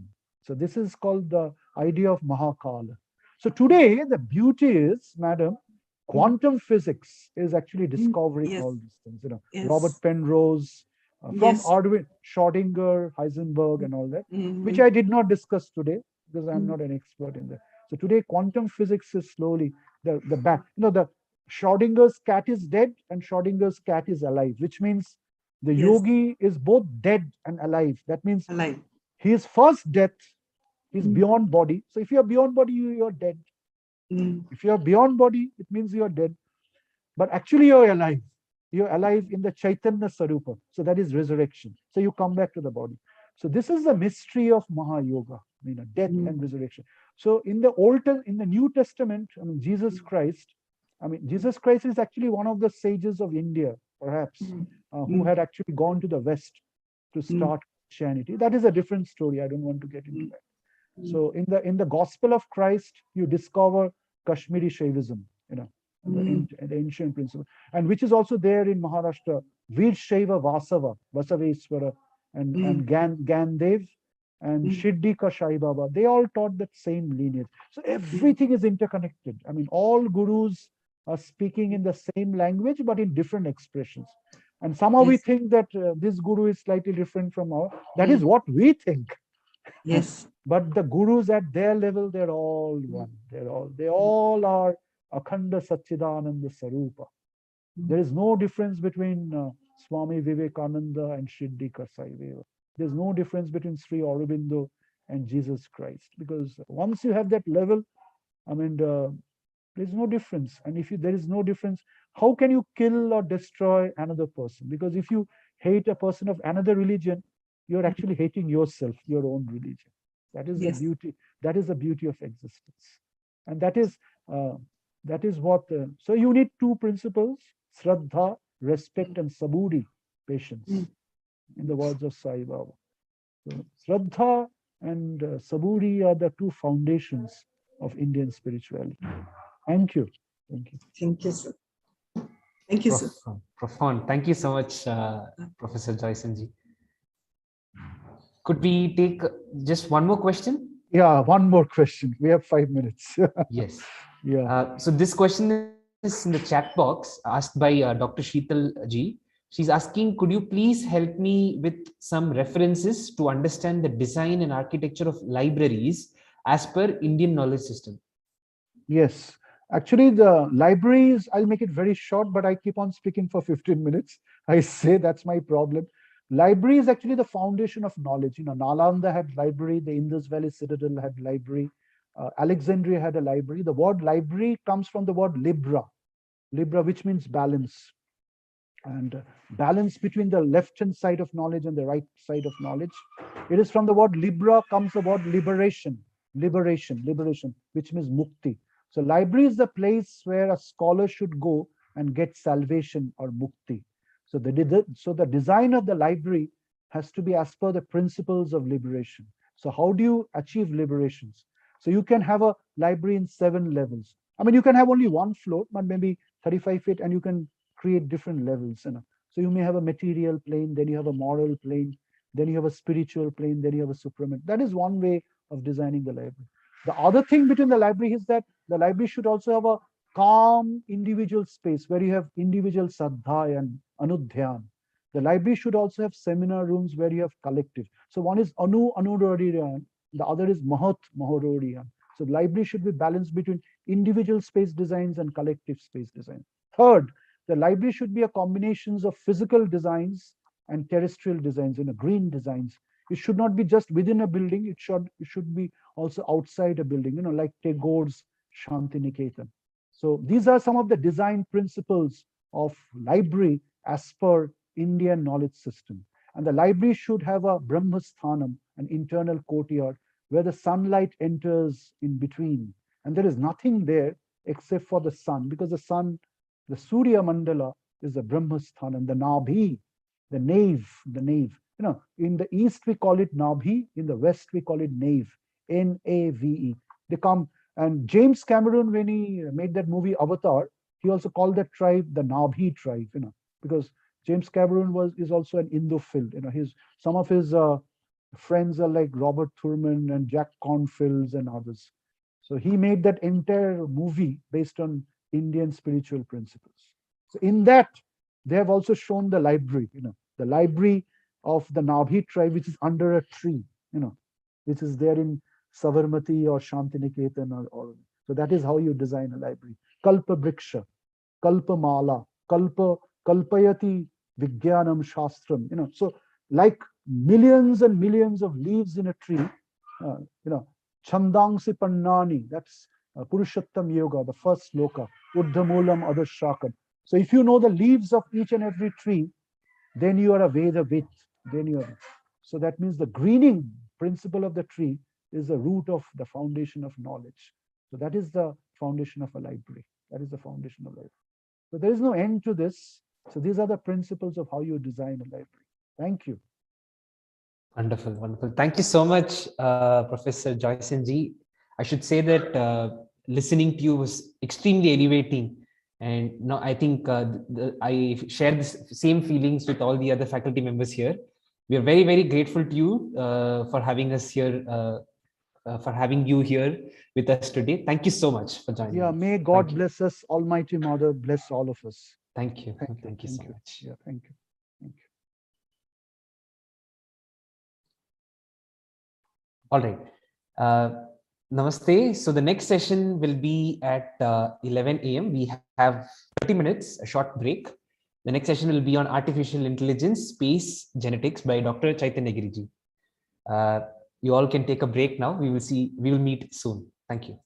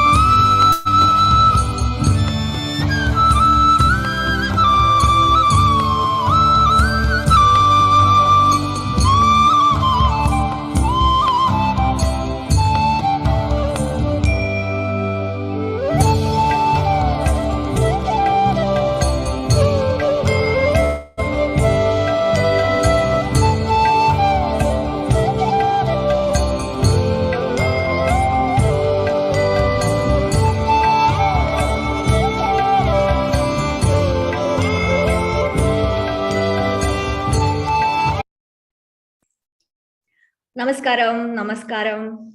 Namaskaram, Dr. Chaitanya Giriji. Namaskaram to all the participants. Namaskaram to all our listeners on the live stream.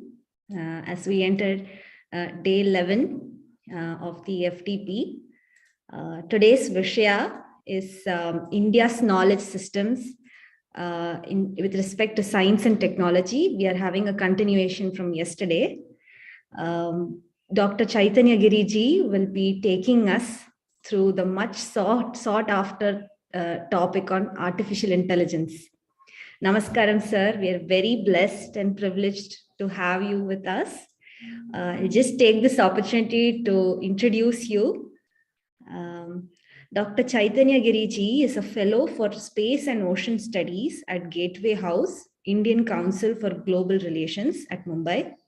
His present research interests include aquapolitics and astropolitics, the new age techno-geostrategy, the space and marine industrial complex, and the science of space exploration. Chaitanya ji has worked as a planetary scientist for nearly a decade. He has been affiliated with the Earth Life Science Institute at the Tokyo Institute of Technology, the Carnegie Institution for Science, and the NASA Goddard Space Flight Center.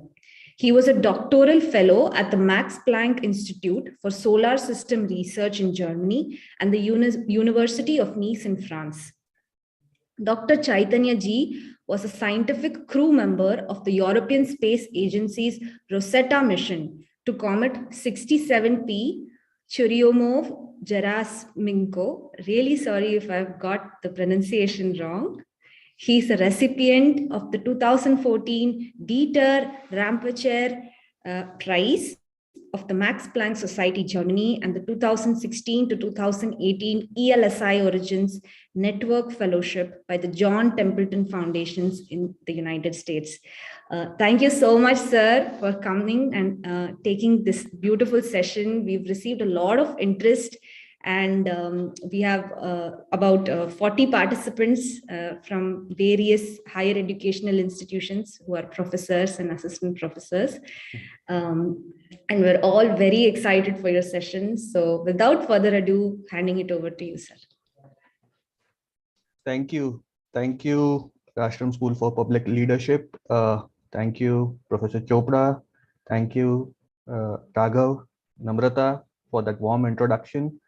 And it's indeed an honor to be part of something, a project that is exalting, that is pioneering in India. I was just discussing with a speaker who was speaking yesterday at your forum, Professor Ramanathan, and we were discussing that this is such a great endeavor by Rashram and Rishi Hood University, where a lot of scattered efforts on IKS were being held, but you have coalesced it in such a manner that it brings a lot of people from across the streams. You know, people like me who have nothing to do with history or culture or Sanskrit. I'm the last person ever in the world to talk on Sanskrit or in epistemology and all these topics. But you weaved it so beautifully that the Indian knowledge system that the country is aspiring for, it becomes more and more transdisciplinary and does not remain siloed into humanities. So kudos to you all. And it's an honor for me. I'll start sharing my screen. I have a few slides to show, which I'll do now. Surely.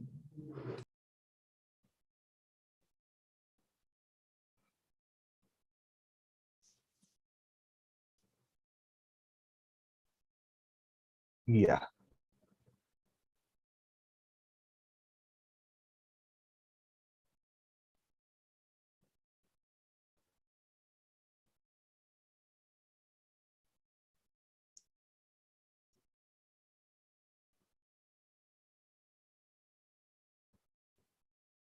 Yeah, I hope everybody's able to see the Yes, sir, it is visible. The title slide.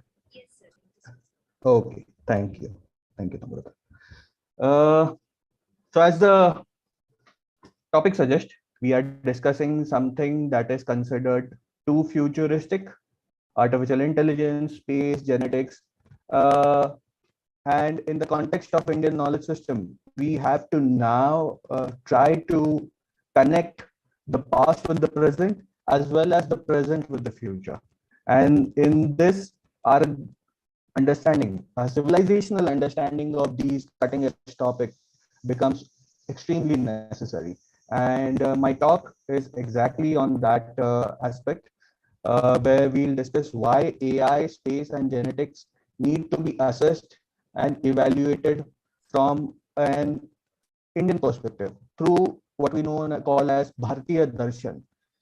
Because without a Bharatiya Darshan on these topics, we will be unable to assimilate it within our realms, the realms of Bharat, the realms of our society, our culture, and our ethos. Because if we, without any thought or without any efforts, imbibe, let's say, Western constructs on these topics, they're not going to gel well with us. There will be some kind of clash. And it will Sorry, be a Dr. kind of Chaitanya clash ji. that the West had seen. Hello. Yeah. Sorry, sir. Tell me. Just there is a little bit of audio disturbance.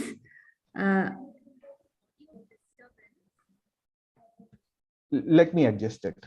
Yeah, yeah. Is it okay now?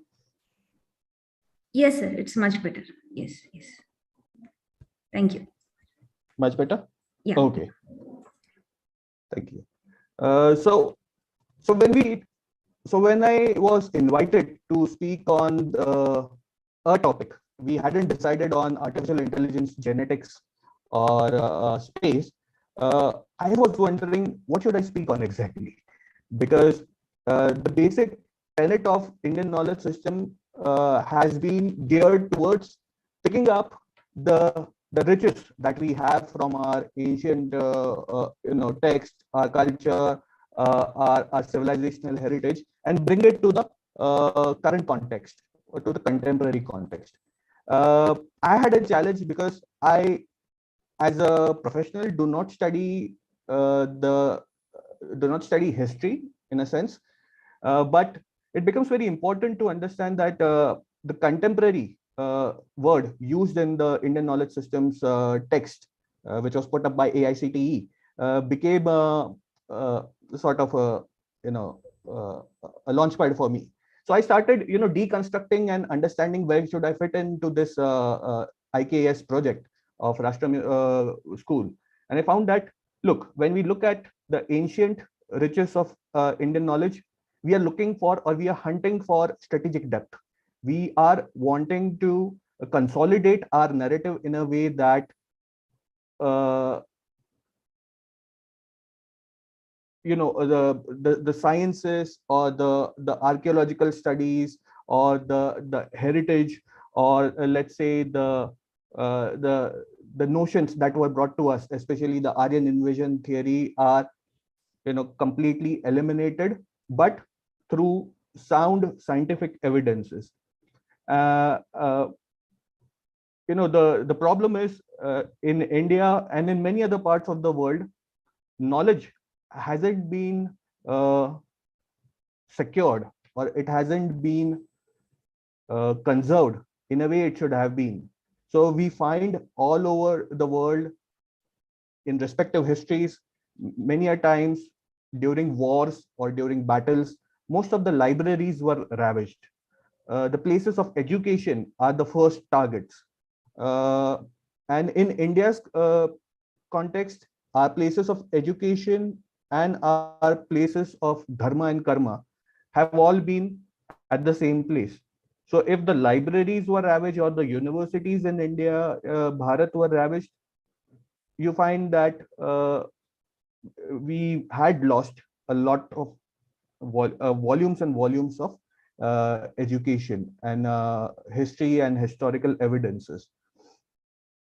But when we look at the contemporary efforts like these, efforts like IKS, efforts like what Rashtam is putting in, what we are trying to do is we are trying to tactically maneuver ourselves in a way that we quickly imbibe within our narrative setting all that we have, all that we can, scrape from the bottom of a burnt barrel, and then lay again a strong foundation for the Bharatiya society and for the Bharatiya civilization.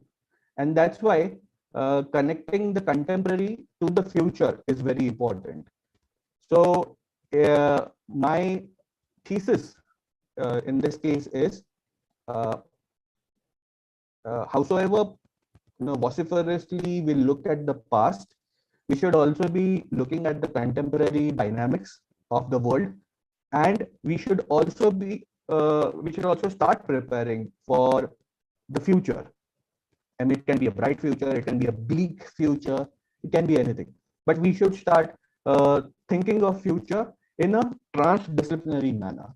So where scientists, historians, people from commerce and management, people from politics should come together at places like Rashtam, where these topics pertaining to the future can be discussed and can be contextualized. Now, here in India, we've had some history of studying the future, especially the Department of Science and Technology, which is a constituent of Government of India. It had started an institution known as TIFAC, Technology Information Forecasting and Assessment Council. And its agenda was to look at the future through a scientific manner. But over the years, in its past 30-35 years of existence, one has always felt that TIFAC has been looking at a very narrow domain, and it hasn't been the front runner of future studies in India. Now, you all must be thinking, why am I talking so much of future studies? Let me move on to the next slide. Dr. Chaitanya ji, really sorry to interrupt, yes. But I think the audio problem is just persisting a bit. Shall I join in again? I'm not sure. I think would it be possible to use some without the earphones? Without the earphone? Okay, let me check that. Yeah.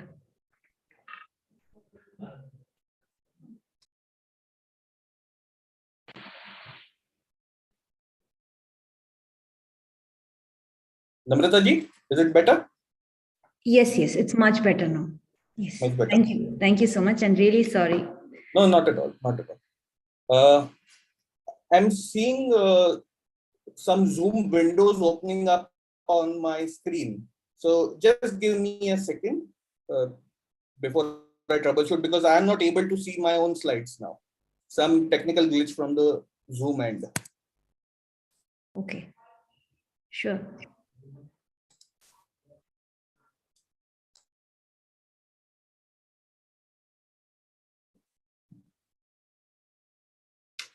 So the question arises now, does future has its place in Indian knowledge systems? And if we start asking that question, the first place where we start visualizing future is in art, it is in fiction, and it is in interpretation of Itihasa. So when I talk about interpretation of Itihasa, the first thing that comes to my mind is this, wonderful series of digital art created by a very well-known creator, Mukesh Singh.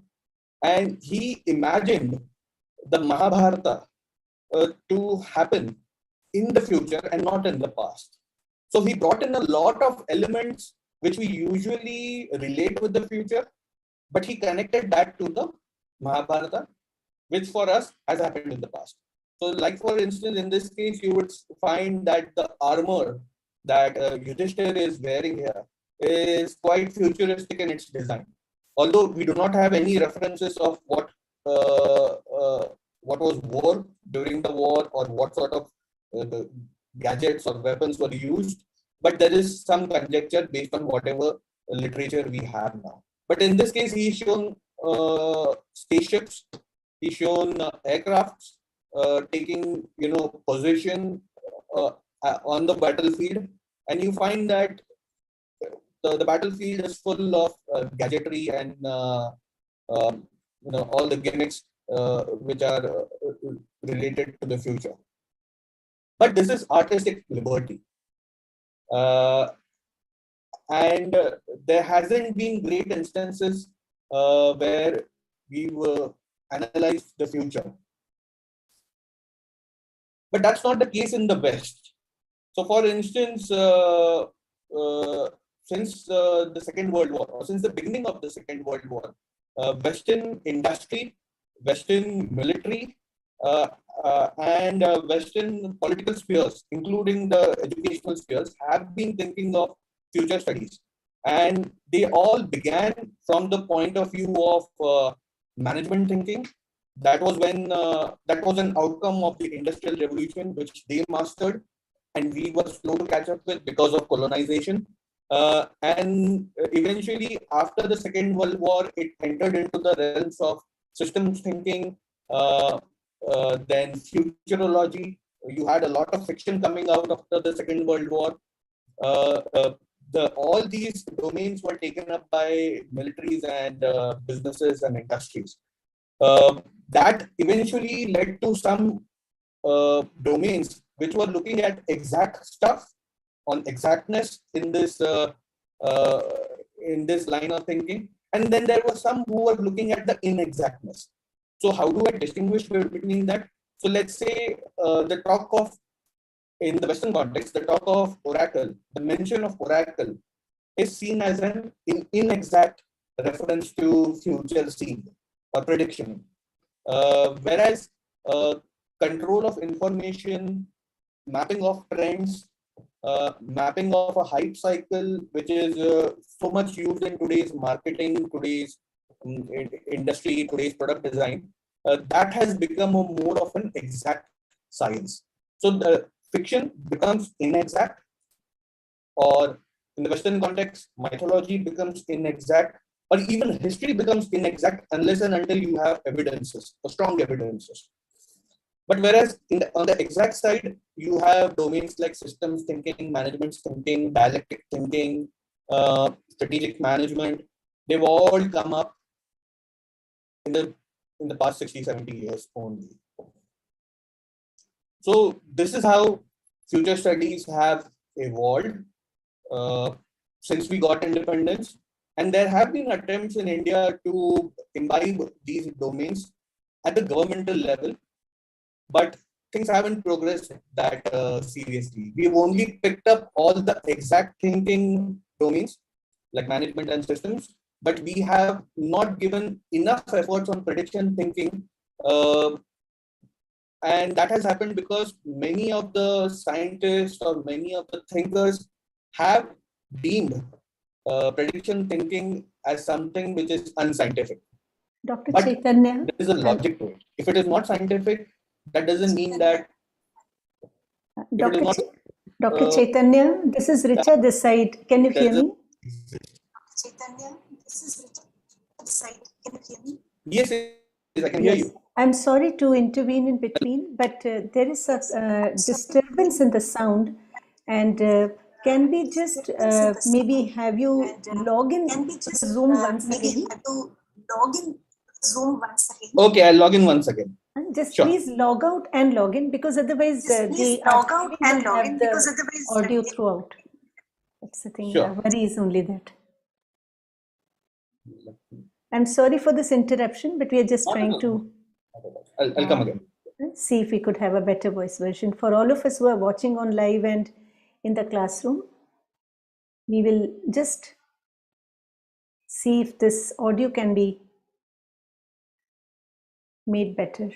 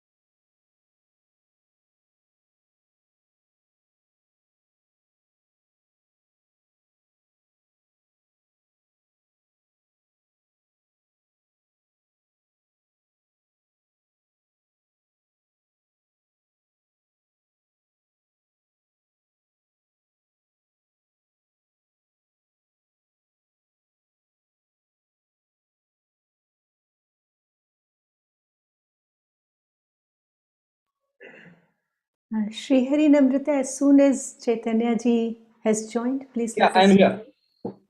Yes, I think the sound is better, Chaitanya ji. If you could speak, we'll just check once again. Okay. I'm sorry for this. Let me. Yes, it seems it's very clear now that spotty voice is over. Okay, glad. Yes, it's worked.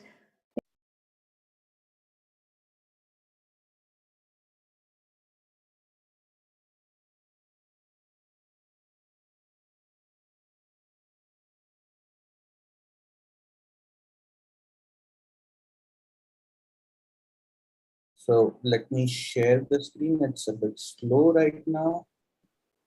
Yes, the voice is perfect now. It's worked. Thank you so much. Thank you so much. I think it is good with all the audience also. Is the voice better now? Yes.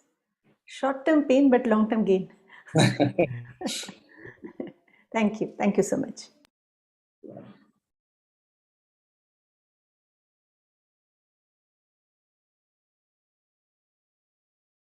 So shall I start again?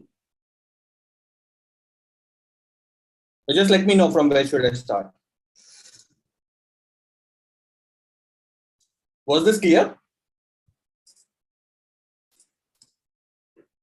Hello? Yes, sir. It is clear. Clear? Okay.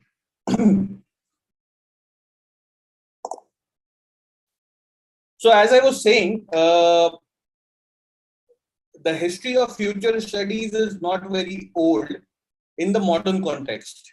It began somewhere before the Second World War, where the interwar period and the experiences of the First World War led a lot of Western entities, especially Western governments, their industries, their militaries, to start thinking about future in a serious manner. Because at that time, all of them knew that the Second World War was on the anvil. And a lot of international uh, uh, changes in the international realms, in the realms of international affairs, were forcing them to look into the future so that they can secure their national interest. And that's the reason why many of the inexact domains, like prediction thinking, started becoming exact domains. So one would find that immediately after the Second World War, new domains emerged in management studies, especially management thinking, then industry, especially Silicon Valley, started imbibing systems thinking. And many of their post-World War II innovations were based on these two lines of action. Over the years, India also started imbibing management thinking and systems thinking, especially if you look at the strategic affairs departments and centers within the government. They started, studying these two domains very seriously. Likewise, as the Indian industry grew, especially the house of Tata's, the house of Mahindras, who were the first among the first to set up strategy, teams within their institution. Those who would think ahead of times for them, they started imbibing the exact domains which I'm talking about. In this case, management thinking and systems thinking.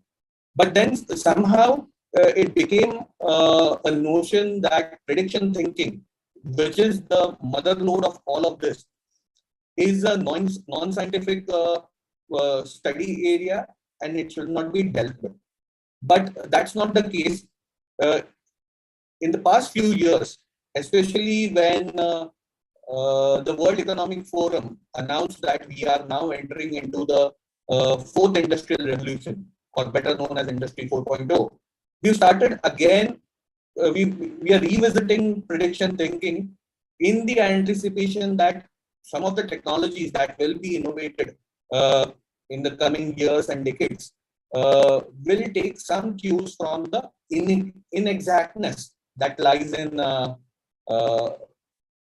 concepts like magical argument, seeing future directly, control of life, the concept of oracle. In our case, it is Akashvani and whatnot.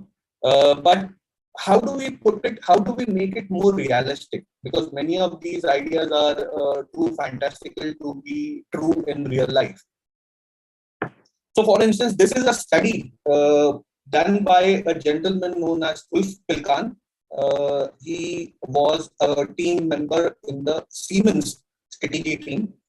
And in his very good book on future studies, which he did for Siemens, he charted out this graph in which he was trying to analyze and put forth the history of future studies.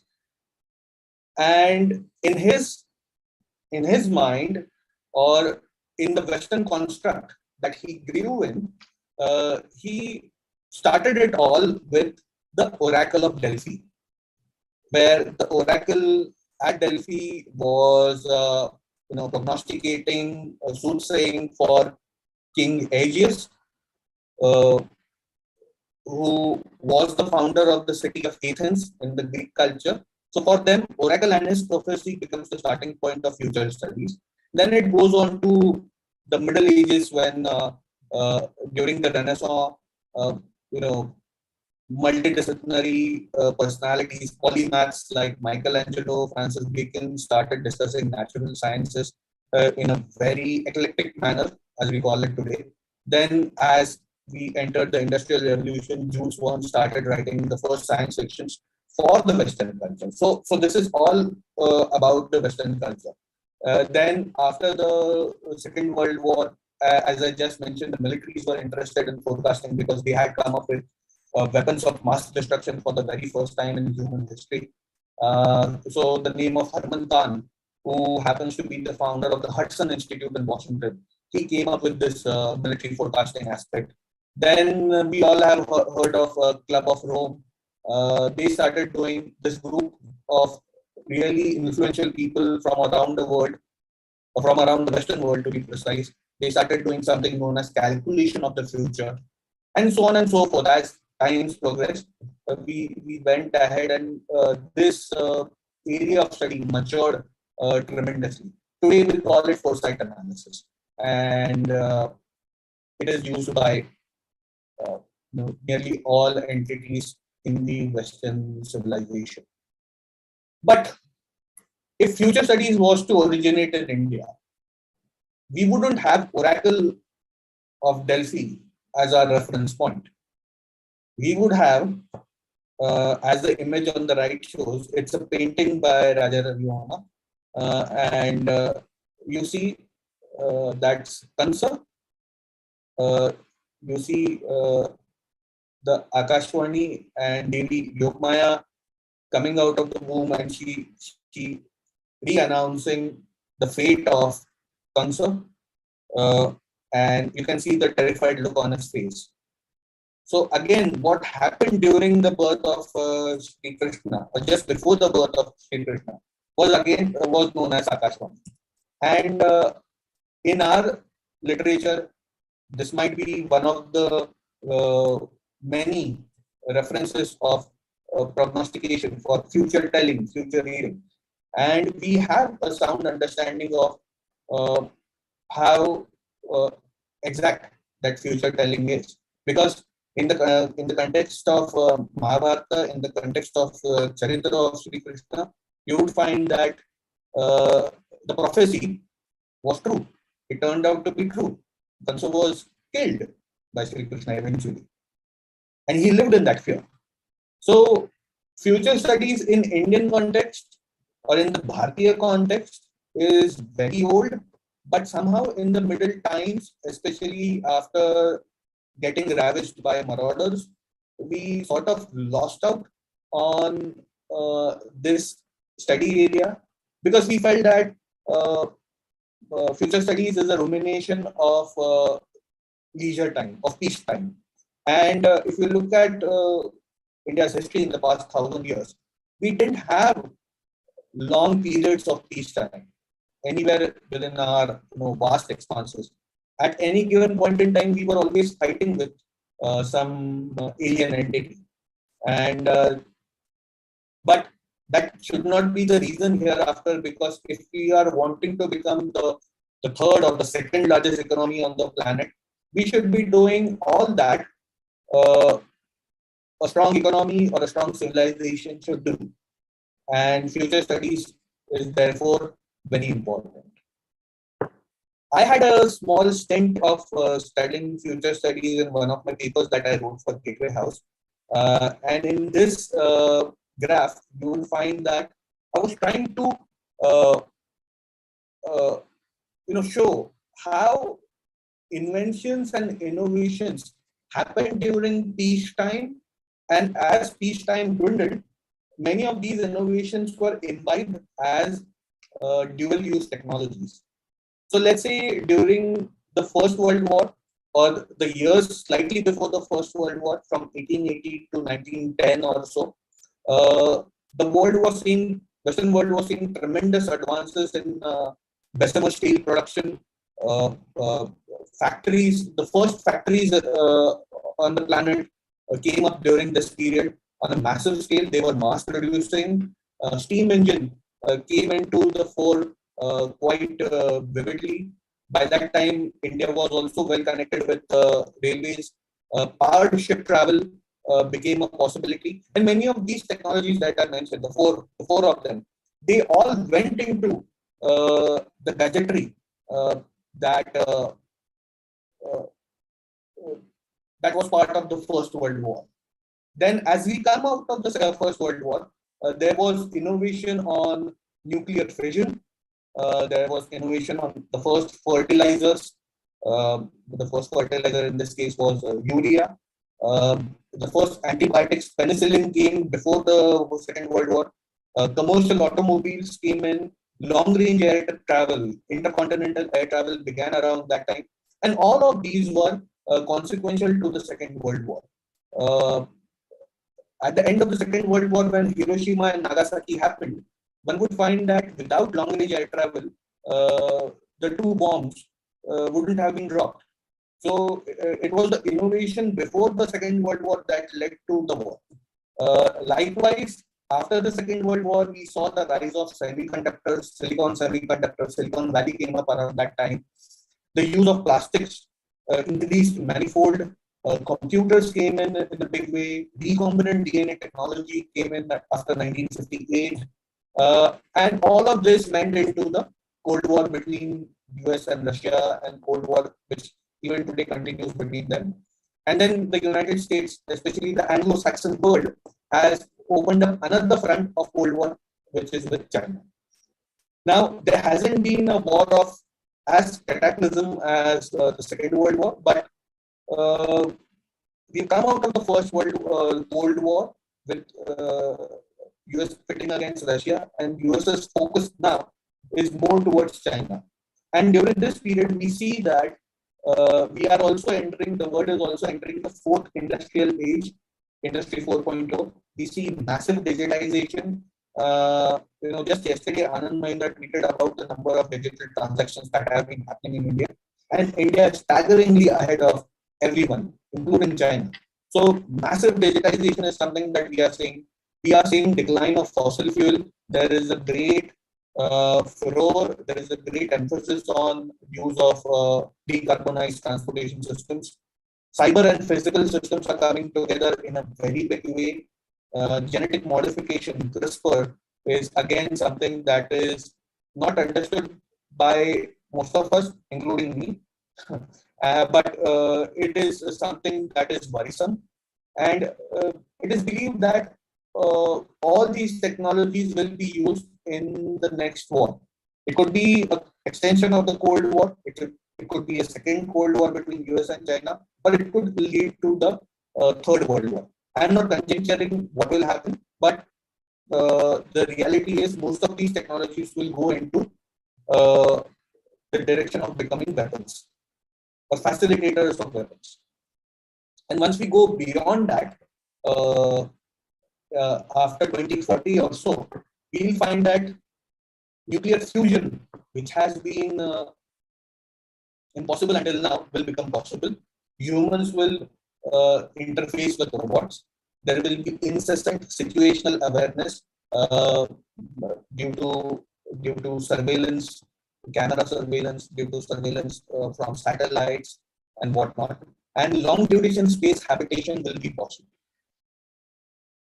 So what we are trying to do in this graph is we are trying to connect. I made this graph last year in 2020. And what I was trying to do was connect what happened in 1880s in the past, contextualize in the present, and predict or try to predict what sort of future we might look at. Now, when we talk about future, when we talk about science, we can't really ignore the role of religion. And again, in the Western context, which is quite evident in India, which is quite prominent in India, for them, the religion and science do not sit in the same bracket. They do not sit in the same ship. They are at loggerheads with each other. And that's why whenever there is an inquiry on a question which even science can't understand, both these domains try to fight with each other. So let's say, for instance, about the discovery of alien life. Now, through science, we haven't been yet able to find alien life from other solar systems or other universes or other galaxies. But there is some reference to it, which is much older than modern science, and that is based out of religion. And this is a headline of an article, very good article. I suggest you to read it and not imbibe it, but just read it for your own curiosity. And it says, how will our religions handle the discovery of alien life? Now, the article is asking from a Western vantage point, and he's not yet sure whether the religions will take it lightly or how will they respond to the discovery, because there is an assumption here, underlying assumption here, that alien life will be found through scientific advances. So there is a certain dichotomy, there is a sense of disparity between religion and science in their understanding. Now, this is something which we shouldn't be imbibing at all, because in our case, our interpretation of science is quite different. This is again a very good study done by Max Tegmark and his team at MIT Kavli Institute. MIT Kavli Institute does not study religion, it does not study future. It is an astrophysics-oriented institution. It studies pure astrophysics. Their people are doing theoretical astrophysics, they are astronomers, they go to observatories and whatnot. But in this study, they sort of got interested in understanding how would different religions respond to these factors, which we usually connect with science. So a large proportion of all the religions on the planet, or most religions on the planet, will find no conflict between science and finding life elsewhere or finding origins of life.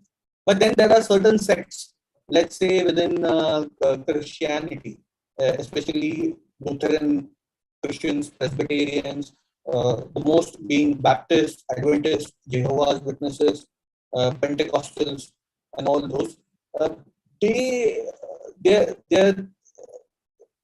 Their religious theology and science are not congruent. Modern science are not congruent with each other. Whereas in the case of most Oriental religions, including if you call it Hinduism, Sanatana Dharma, we find no conflict between finding life elsewhere or origins of life or origins of the universe and our thesis, because most of our treatises, most of our literature is in conjunction, is congruent with the modern scientific understanding. And that's why whenever we come across, let's say, a quote by Carl Sagan or Robert J. Oppenheimer, when he talks about Sri Krishna, Carl Sagan when he talks about Shiva, we are actually relieved as Indians, because that's a good pedestal to be on. That's a good point to be on, that your culture is not in conflict with modern science. And this is something which gives a really good high to all of us, Bharatiya people, and we shouldn't stop there. This is what I'm trying to say. This is again a new book called as Exotheology, Theological Explorations of Intelligent Extraterrestrial Life. And it is one of the very good attempts in the Christian world to connect their religious treatises, modify them in a way that they become congruent with modern astronomical discoveries and whatnot.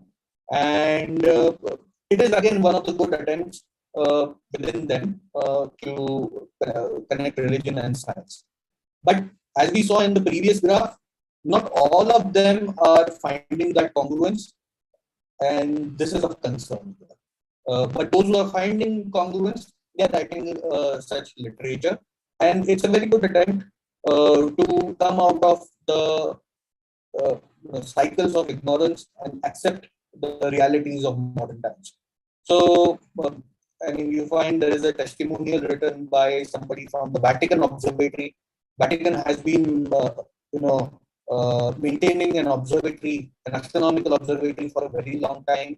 They have assets in Europe, they have assets in North America, and these assets are used for making really good scientific discoveries.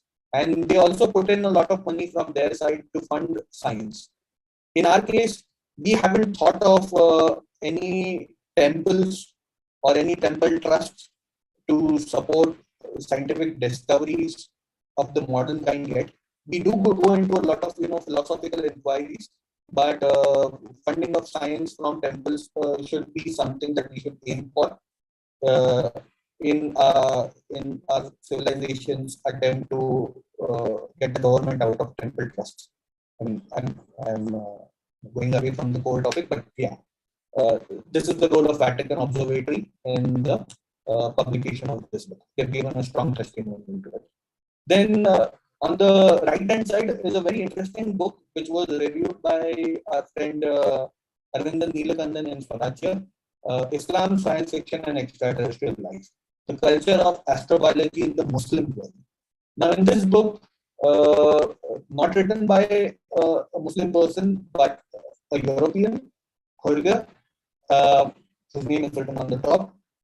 This book is about how would the Islamic world respond to the finding of alien life. What if, let's say, alien flying saucer falls in Saudi Arabia, or what if it falls in Turkey, or Iran, or Iraq, or even in Syria, which is right now infested with ISIS? What if? So again, this is something very interesting, which mainstream academicians won't discuss, but these are the topics which go unanswered for a very long time. And I feel this is again a very good book to explore the connection between religion and science and how they can accept each other by assuming a moderate stand. Then there are, people from the extreme of the science who are who claim to be atheists and scientific-minded, and they believe that since in the past few years or few decades, despite consistent attempts, we have not been able to find alien life. They believe that the belief in aliens may be a religious impulse. Now so they blame it on religion, that the need for search for aliens, the need to search for aliens is a religious urging of people. It could be a Christian urging, Hindu urging, Islamic urging, or whatnot. But they blame it on religion. Now we also have to be beware of such attempts where an extreme stance is taken in favor of science. Now coming to the core topic, I've given you the brief about why future studies is necessary, how religion and science, modern science, and grand questions are connected. And I'll pick three of them: artificial intelligence, genetics, and speech. So starting with artificial intelligence.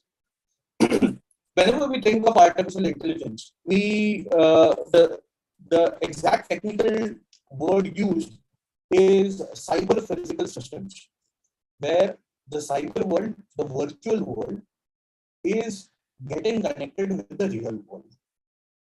And in several, governmental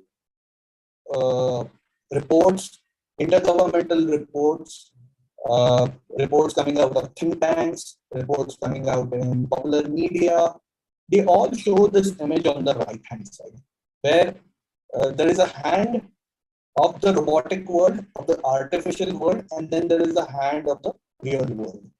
And it has some cultural connotations for the West, because similar looking art is present in the form of the god of hand and Adam.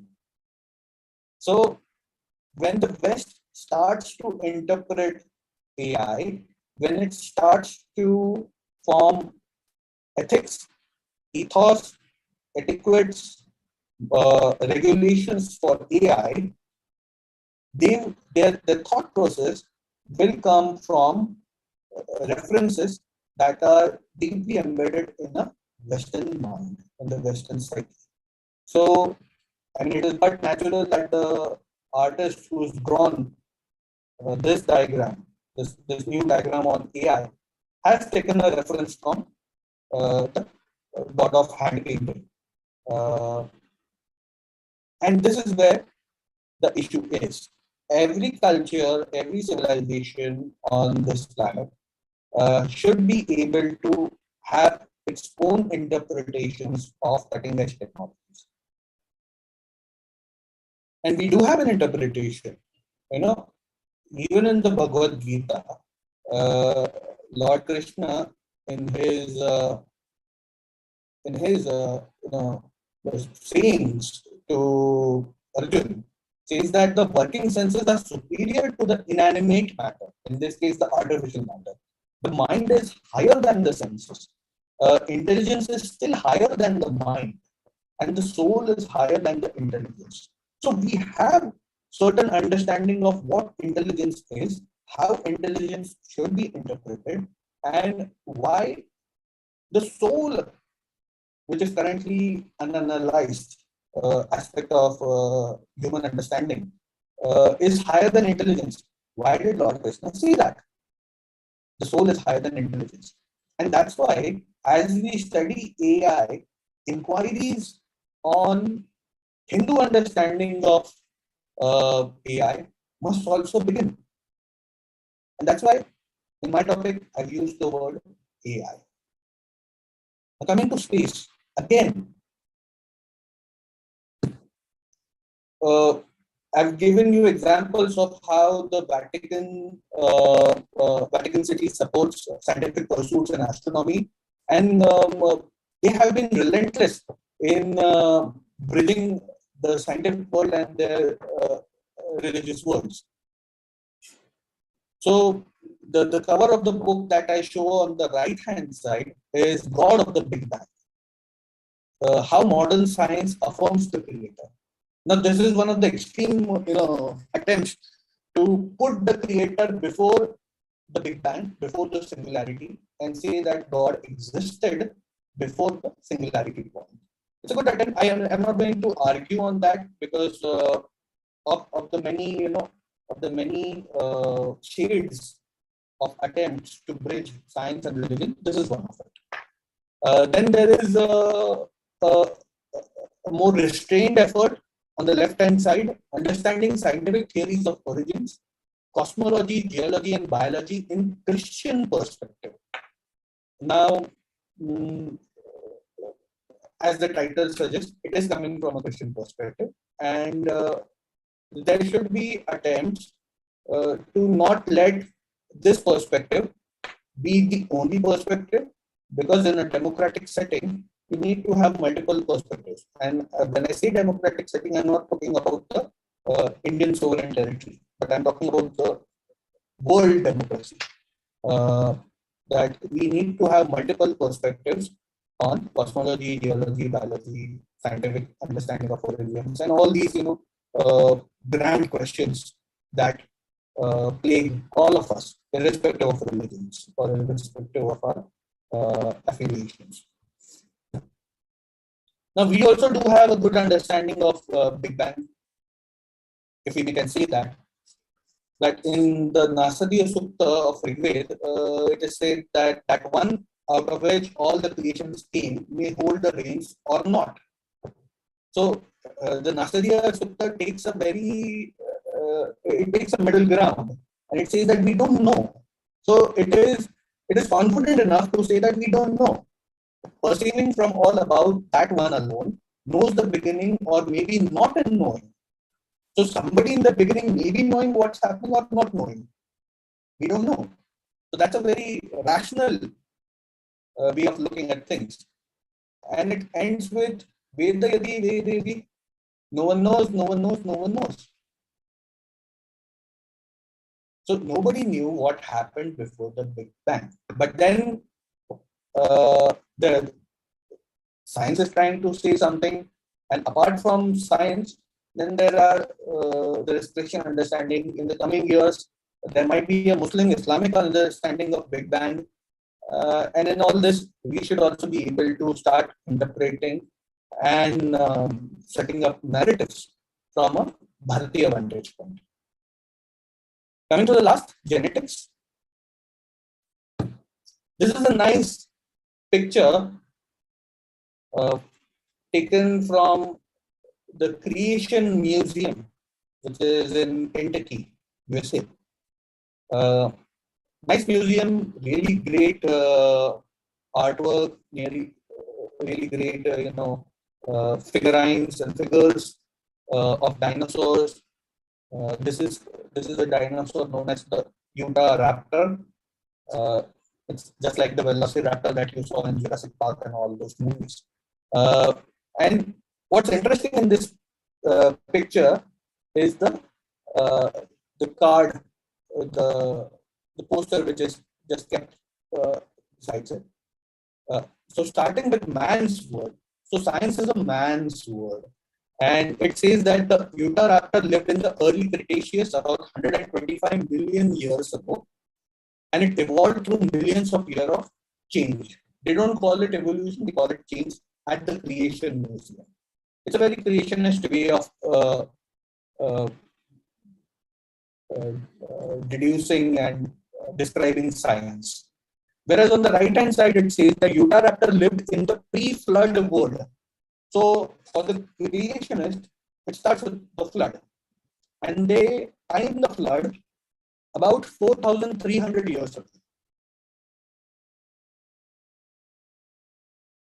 And it says that God made the beasts of the earth, which is written in the Genesis. Now, Western science, as we all know, has been antithetical to Western religiosity. And they've accepted the fact, they've accepted the way the Utahraptor looks. They've accepted the physiology of the Utahraptor. They've shown it nearly correctly. They've shown the exact number of teeth. They've shown the exact skin that it has. They've shown it exactly as ferocious as it is to the scientists and geologists and archaeologists. But what they're trying to play with is the timelines. So an organism, a dinosaur that has lived 125 million years ago, in the creationist concept, it lived only 4,300 years ago. And this also reflects in the Western interpretation of Indian history, because they are quite insistent on restricting our history to not more than 2,000, 2,500, because that starts clashing with their creationist notion, which we call it as the God's word. So one has to take this into consideration. I'm giving you a complete reference point about Western interpretation of Indian history and why they shrink our history deliberately, because this is the reason. They not only shrink thousands and thousands of years of Indian history, but they also shrink the millions and millions of years of history which has archaeological evidences or which has fossil evidences. So something which an organism which is said to be living millions of years ago, and that has been confirmed by dating mechanisms, but they go on to say that it lived only a few thousand. This sort of concept doesn't exist in our case because we have a very vast understanding of time in our Bharatiya Darshan. I mean, in the modern times, at least I haven't seen anyone who's been able to exactly, put a kalpa and years on the same track, Manvantara and our understanding of time on the same track. We've recently, a lot of professionals out of their free time, they've started studying the yogas, and but this sort of effort needs to increase, and for that reason, there needs to be some astronomical inquiries on Kalpa using scientific instruments, so that the scientific world doesn't remain bereft of the vast Hindu understanding of time. Now, the last part of my talk is most religions of the world are reinterpreting their worldview due to science.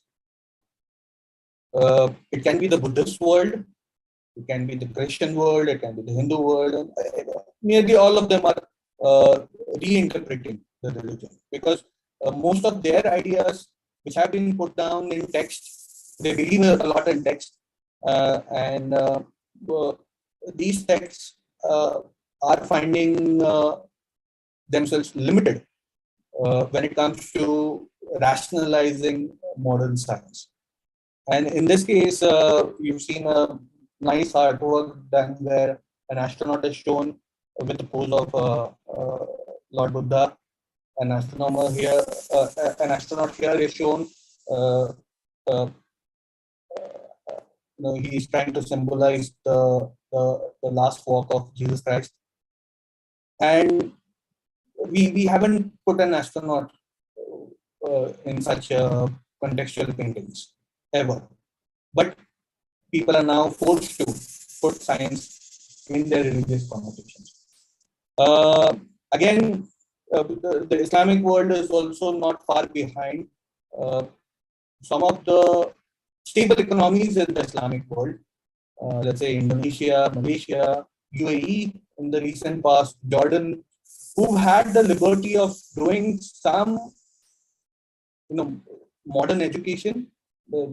They've had the liberty of setting up good universities where Western educated or people educated in India, a lot of Southeast Asian Islamic countries, and people from them come to India for education. So once they go back, they take away, they take with them, the worldview that they absorb from India. So likewise, they have found ways to use artificial intelligence in Islamic investments.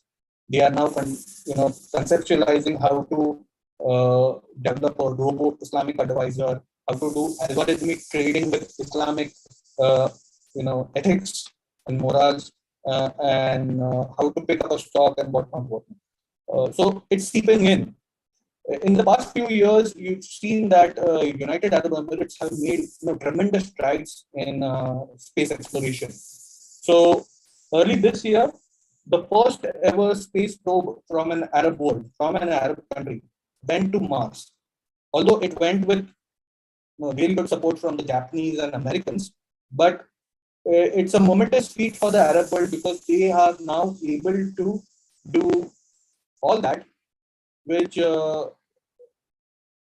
was not expected from them, let's say 10, 15 or 20 years from today.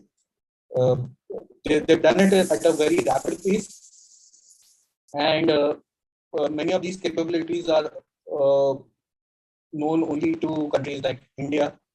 We went to Mars in 2013, China, United States, Europe, Russia, and Japan. So UAE has gone and embedded itself in that club of Mars exploring countries. And once it does that, I mean, one has to be pretty sure that each of these cultures, the Japanese will look at Mars with a very Buddhist way. The Europeans and Americans will look at it very Christian, either Christian or communist way. Of course, UAE being Emirat, a collection of kingdoms, they will look at with Islamic ethos. And we should be doing that with our missions as well. And we are doing it to an extent. So coming to the conclusion, why is studying future necessary? Because we believe in Trikal Darshan. We believe in the darshan of the Bhutakal, the Vartamankal, and the Bhavishyatal. And to have a good darshan of the Bhavishyatal, we need to put in efforts. And again, as said in Bhagavad Gita, "Oh Arjun, I know of the past, present, and future, and I also know of all living beings. But me, no one knows." So our understanding of the supreme forces that govern the universe will only come if we start studying the future. If not,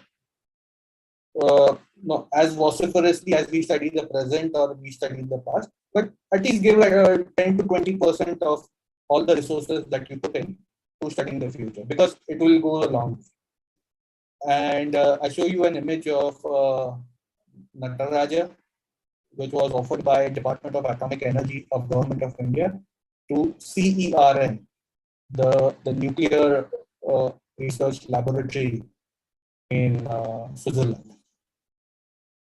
So what are the takeaways from my lecture?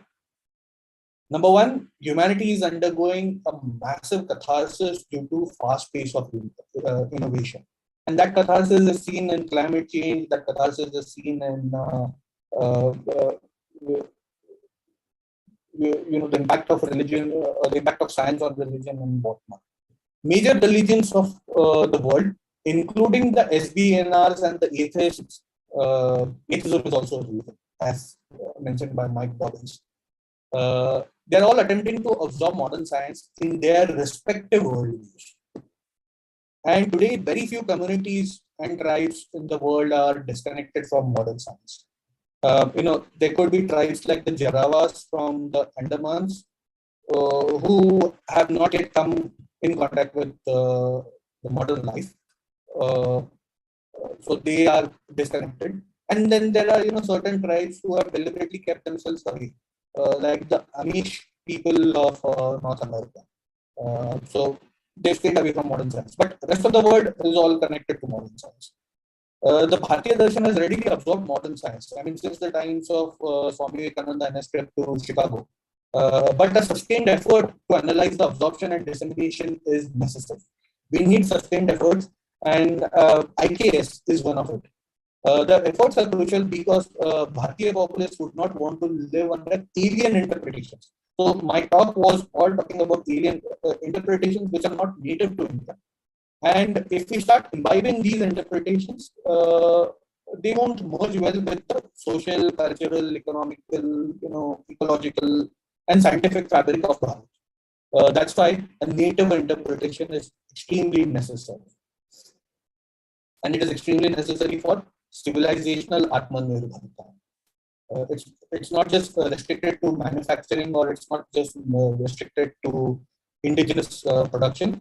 Indigeneity is also important for civilizational growth. And I end my lecture with this. And I'm happy to receive your questions.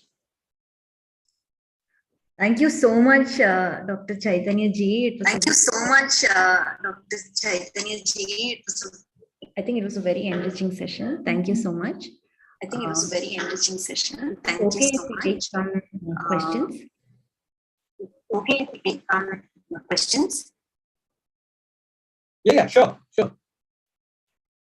Yeah, I think there is an echo. Yeah, I think there is an echo. If there are any questions from the participants, if they could kindly. If there are any questions from the participants, if they could kindly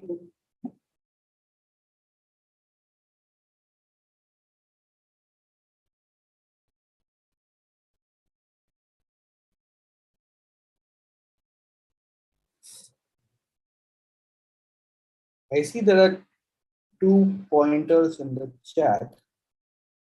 Okay, nothing. Those are not questions. We could also type in our questions in the chat box. You can also type in our questions in the chat box. Yeah.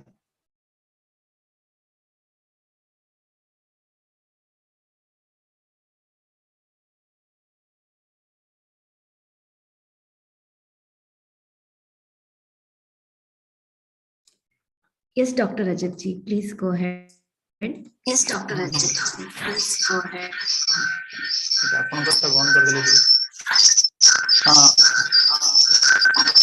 Nice, Chaitanya ji. Wonderful talk. I just want to ask one question. How do they define intelligence in the first place?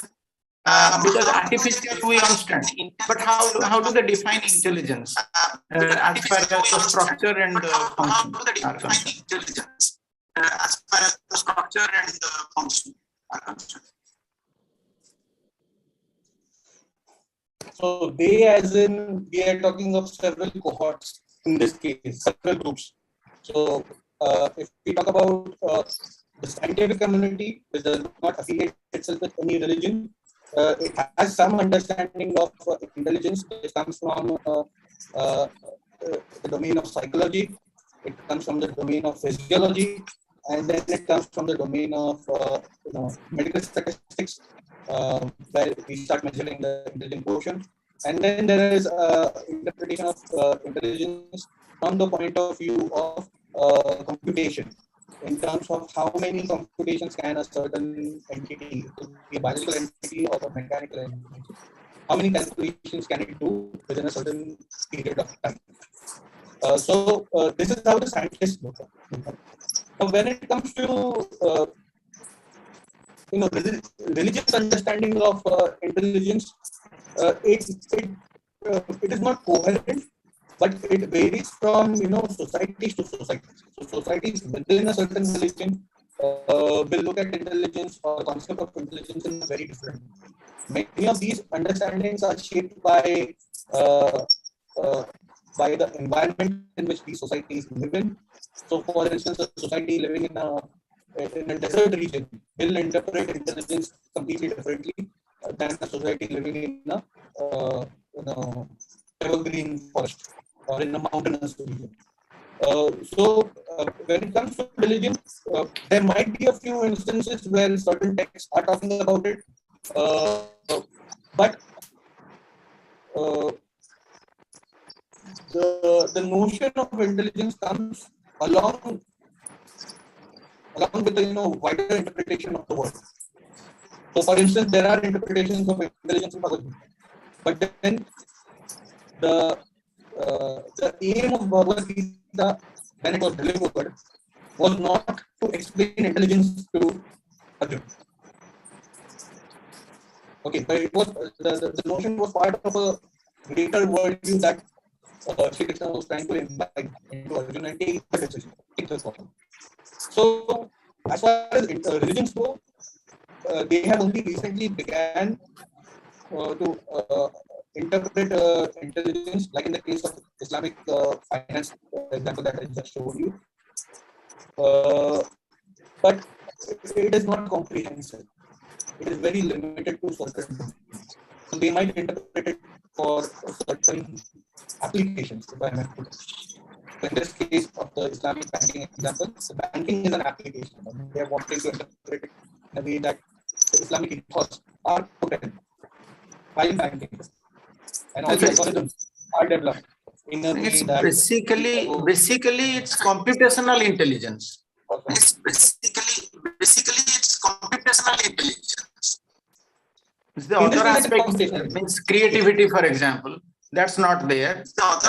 Any kind of emotion is not there. That's other discerning abilities of an intelligence, but whatever is possible by computer. Discerning abilities of an intelligence, but whatever is only computational intelligence that we are talking about. Computational intelligence that we are talking about. Yes, yes. In the current context, with artificial intelligence context, we are only talking about computer. Yeah. Because Yeah. the other reason being that one has to also bring in the aspect of how lucrative it is. Competition is lucrative in today's world, whereas many other factors that we just mentioned, they are seen as abstract. Unless and until there is an economic return to it, it won't be pursued. Now, for instance, human behavior, societal behavior, Yes. is being marked by social media companies, because for them they have lucrative profit coming out of it. But as far as academia is concerned, or as far as other domains are concerned, we are not looking at it because most of our potential funders are not giving us money for that purpose. All right. Thank you. Thank you very much. All right. Thank you. Thank you. We have one more question in the chat. Dr. Ashima ji, more question in the chat. She's writing, Dear Chaitanya ji, Pranam. It was very enriching session.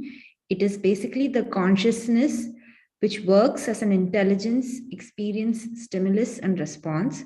How all these natural factors can be inoculated into the artificial system oneness. It is a natural organismic whole.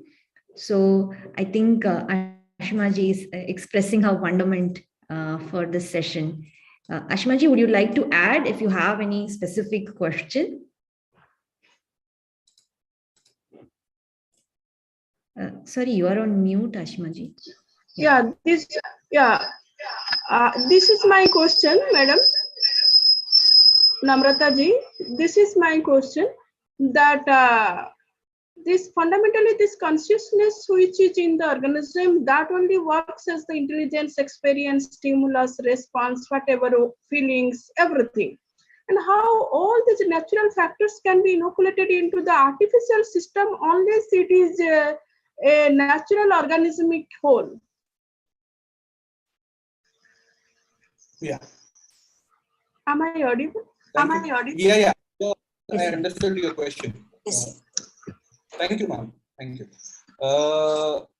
We are doing a very poor attempt at replicating. We as in humans, we are doing a very poor attempt at replicating an organismic whole by bringing in several sensors. So artificial intelligence, when you see it from if you put it in a robot, in that case, that robot is an agglomeration, it's a collection of various sensors.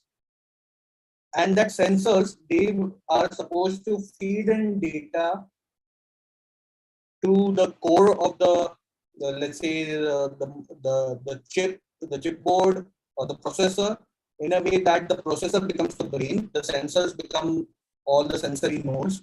Then being a robot, the robot may have arms or appendages, which could be going out to receive a certain signal. And that signal is then interpreted by this motherboard. Now, in all this, one has to understand that we as in humans are doing a poor attempt of imitating the natural world. So we are not doing anything outlandish. So while we make a robot, we make it anthropomorphic. It looks like a human many a times. Okay, it may look like a dog. And most of the functions that we are trying to put into that robot is a way of replicating what we understand out of that organism or that organismic whole. But it's still a poor attempt because we've just begun doing it. We don't know how to put in experiences. We may be able to put in stimuli and responses through sensors, but experience is something that we don't know how to put into that robot or into that AI system. And whether it will take an ethical call. So we haven't yet trained robots to become ethical, to follow certain norms of your own society or the society of the innovator. And that's why when give this talk. My aim is to say that, look, when Silicon Valley will build robots, when Europe will build robots for AI, they will do it entirely from their perspective. When we have to build robots here, let's say in Gurugram, or let's say in Bengaluru, in Pune or Hyderabad, we'll have to make sure that whatever we innovate here in this country is built through our own worldviews, the Sanatani worldview. Because it won't gel well if we bring in robots with, let's say, Christian etiquettes or Islamic etiquettes. And by just religion, I won't even pinpoint religions here. I'll pinpoint, like for instance, there are several people in India who would want to have a husky dog as a pet, a Siberian husky as a pet. The Siberian husky is not meant to live in India. So it doesn't gel well. Very similarly, you have to create new organisms, be it robotic or new intelligences, be it artificial, with your own etiquettes and ethos. Because at the end of the day, they are going to serve you.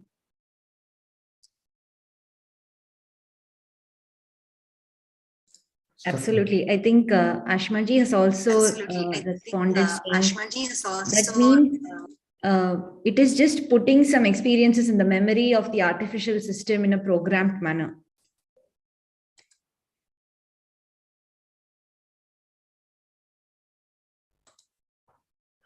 Sorry, sir, you're on mute. Yeah, exactly. Ashimaji, exactly. And the next question would be, how much memory can that AI processor carry, and which memory would it use at a, let's say, a time of crisis, or let's say a time of urgency? That is something that we need to know. If the AI system is driving a car, and if on the road it has had an experience of just going and hitting into let's say a person, or hitting into an object, will it carry that memory the second time? So it should know what is to be done and what is not to be done. So right memory at the right time. Wrong memory at the right time won't work. Absolutely, sir. And also, if I can just add my 2 penny worth of experience in this also, like, we cannot have pre-programmed responses, because that is exactly what kind of differentiates a human being, right? Like, to use that vivekam in each and every experience, and not just act from a past memory, from a past experience, because every engagement in a sense is new. So that is really, I think, what I believe differentiates us. If there are any more questions, you can kindly put it in the chat. Namrata, in the programming you just mentioned, there are chances of inserting biases. And biases come from your upbringing, your cultural moorings, and that's where religion, even if somebody is an atheist,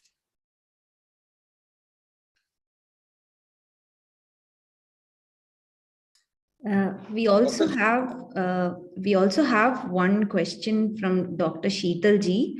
She has mentioned here we are able to see the limitation of the much glorified, much over-evaluated, over-ambitious promises of the future technologies. I see it more as an analytical tool. Yeah, exactly. Who made it over-ambitious? Who glorified it? The problem here is that the innovators and the innovation companies tend to oversell, and overselling is overkilling. So they've oversold the technologies. Many of us have fallen for it completely, and that's why we've never cared for a greater analysis and understanding of these technologies and tools.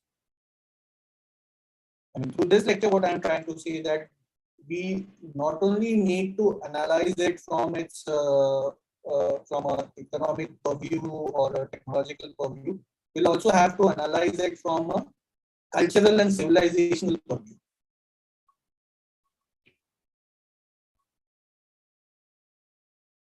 Because even in our itihas, even if we talk, let's say, of Ravana, I mean, Ravana's Lanka was endowed with all the resources that were present in his times. So maybe we also related with the perhaps the richest kingdom in the world.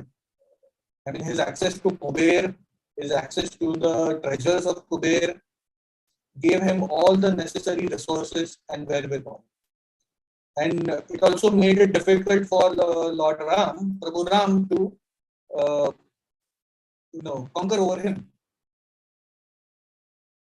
Similarly, exactly in the same manner, all the gizmos and gadgets that are being developed by the economically or the militarily superior countries of the planet, we have to understand that look, not all of these technologies will be able to fit in our world, in our neighborhoods, and that's why by not falling for it and doing greater analysis of it, we'll be able to save ourselves. Otherwise, it's just like a flood. It will come in and it will just pull you into the tides and currents.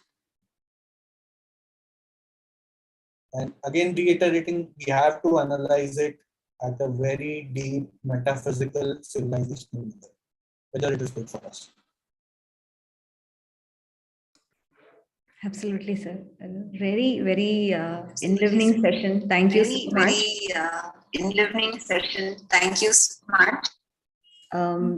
If there are any further questions, maybe we can send it to you on email if that's fine with you. And thank you so much for joining us, and thank you so much for the session. It was very fruitful and very, very enlivening. Thank you. Thank you, Namrata. Thank you, Rashtra. Thank you all. We will go into our next session at 2 p.m. after our lunch break.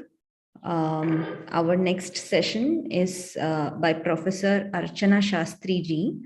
It will be covering textiles.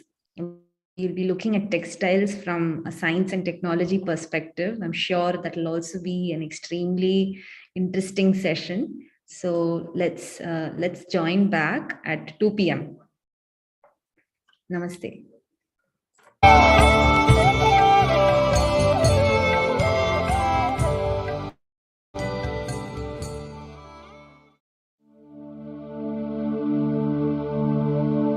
Mm-hmm.